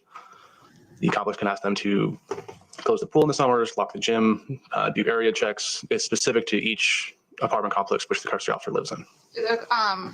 Your officers, yourself, and other officers at Gwinnett County Police Department work closely with the courtesy officers when you guys respond to calls? Not in my personal dealings. However, some courtesy officers have called in complaints while away from their apartments. And did Mr. Bryant tell you what type of vehicle he had that his items were supposedly taken from? He pointed to a black 4-door F-150 back in right in front of his apartment. And was he able to tell you when those items were supposedly taken? He was only able to give me a time frame. He wasn't actually to say when specifically. It was his truck was entered. I'm sorry? He wasn't actually able to tell me a specific time. He just gave me a time frame of when he last saw the items in his truck. Did he report any damage to the vehicle as a broken window or broken door to get into the truck? No, ma'am, he did not. Did he say how someone supposedly got into his truck? He believed that he left his truck unlocked. And did he say where this happened at? He said that it was probably in his apartment complex. And we heard him say, me and my girl did something. Was he able to tell you where him and his girl were supposedly at? He did not. And what did he say was taken from the truck? He focused on the Glock 19 handgun that he keeps in the passenger side floorboard and a We the People holster. He wasn't sure if he had left his wallet in the truck or if he had just misplaced it. And the gun, did he say what happened to the holster? The holster was left in the truck. And based on your training and experience, your 5 years with Gwinnett County Police Department and carrying a firearm to yourself, is it usual that a gun is taken out of a holster when it's taken? In my experience dealing with entering auto calls, if someone reports something missing, usually that entire item is taken. People just usually take time to take items out of what they're in. Say if someone reported a purse missing, they wouldn't just wallet taken out, someone would just take the whole bag and go. So in your experience in dealing with entering autos for taking fire. Because you got to think about it. If a person takes, first of all, you got to remember that a person is stealing. They're inside of a truck that don't belong to them, that could run the risk of the person that owns the truck to come out and catch them. So ain't nobody taking no time. Not, I'm just assuming. You inside a truck that don't belong to you. You stealing, right? You stealing the gun, right? So you gonna take the time to open the thing up, take the gun out the holster, and take it. Not only does that take too much time, in my opinion, if you're stealing, but also you run the risk of leaving your fingerprints on the actual holster, right? So you run the risk of leaving your fingerprints as evidence. So no, you ain't taking no time to take. If you gonna steal the gun, you gonna take it out. You gonna take the gun, you gonna take the holster. Too many risks with taking the time to take the gun out the holster to steal it. That makes sense.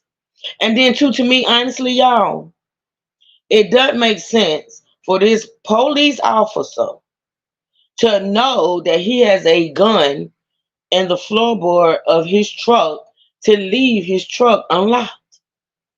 Who does that? It doesn't. None of it makes sense. None of it. But okay, let's listen. And the holster taken. Usually everything's taken in one piece. Yes, ma'am. Did Mr. Bryant tell you about any lights or any other things on his firearm? He did mention a small weapon light on the front of the firearm. Was he able to get you a serial number for that gun? He still had the box that the gun came in and was able to pop the serial number off that box. Why is that important for you to get the serial number?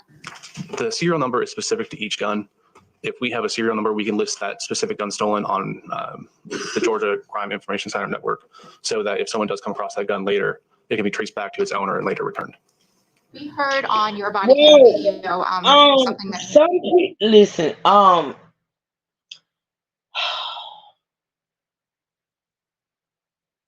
yeah, I don't see the purpose of leaving the gun inside your car if you're not in there, but I think I do.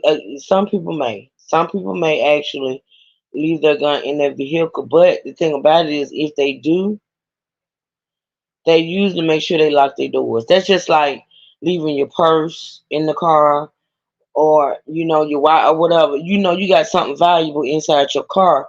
You gonna make sure you lock the doors, right? I don't. It doesn't make sense to me to know that you got a loaded gun inside your car and you don't make sure that you lock the doors. You know what I'm saying? And especially it being a police officer. Especially you being a police officer. That don't make sense.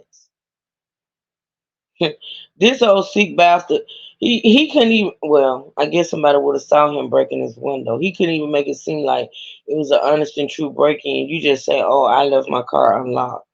But okay.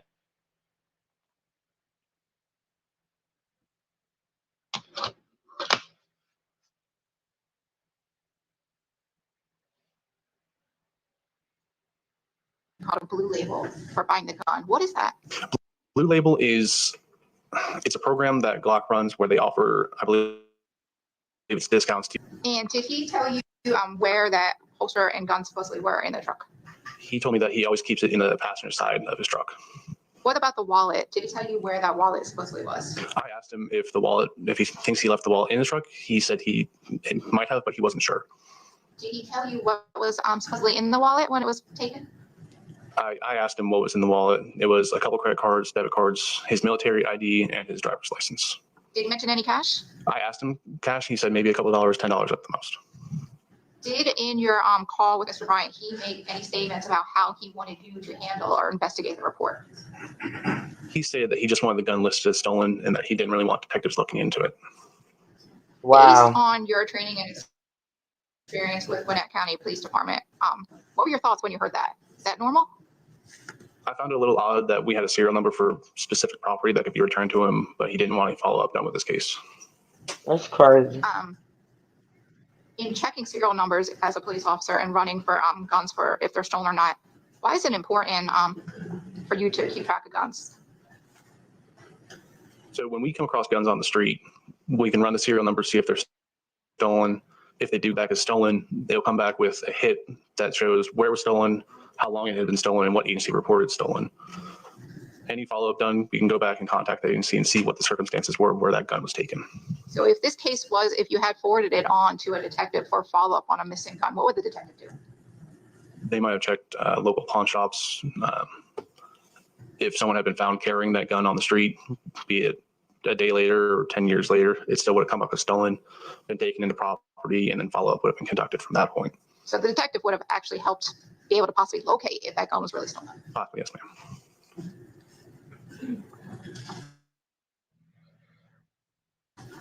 Did you in fact that gun and put it on GCIC, that report? I did take that report, and I did call GCIC to list the gun as stolen.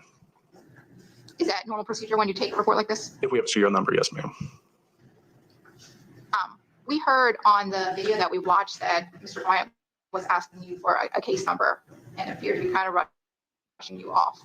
What were your opinions when you saw that?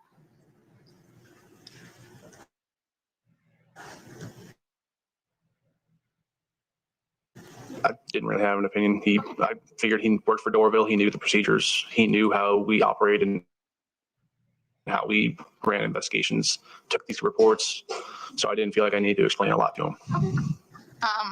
And he talked to you about wanting to ever receive any follow-up calls from him when you offered to help him about getting employment at Gwinnett County? I did not. Did you ever receive? I had not. No. Did you ever receive any calls from Mr. Bryant saying he had found his wallet? No, I did not.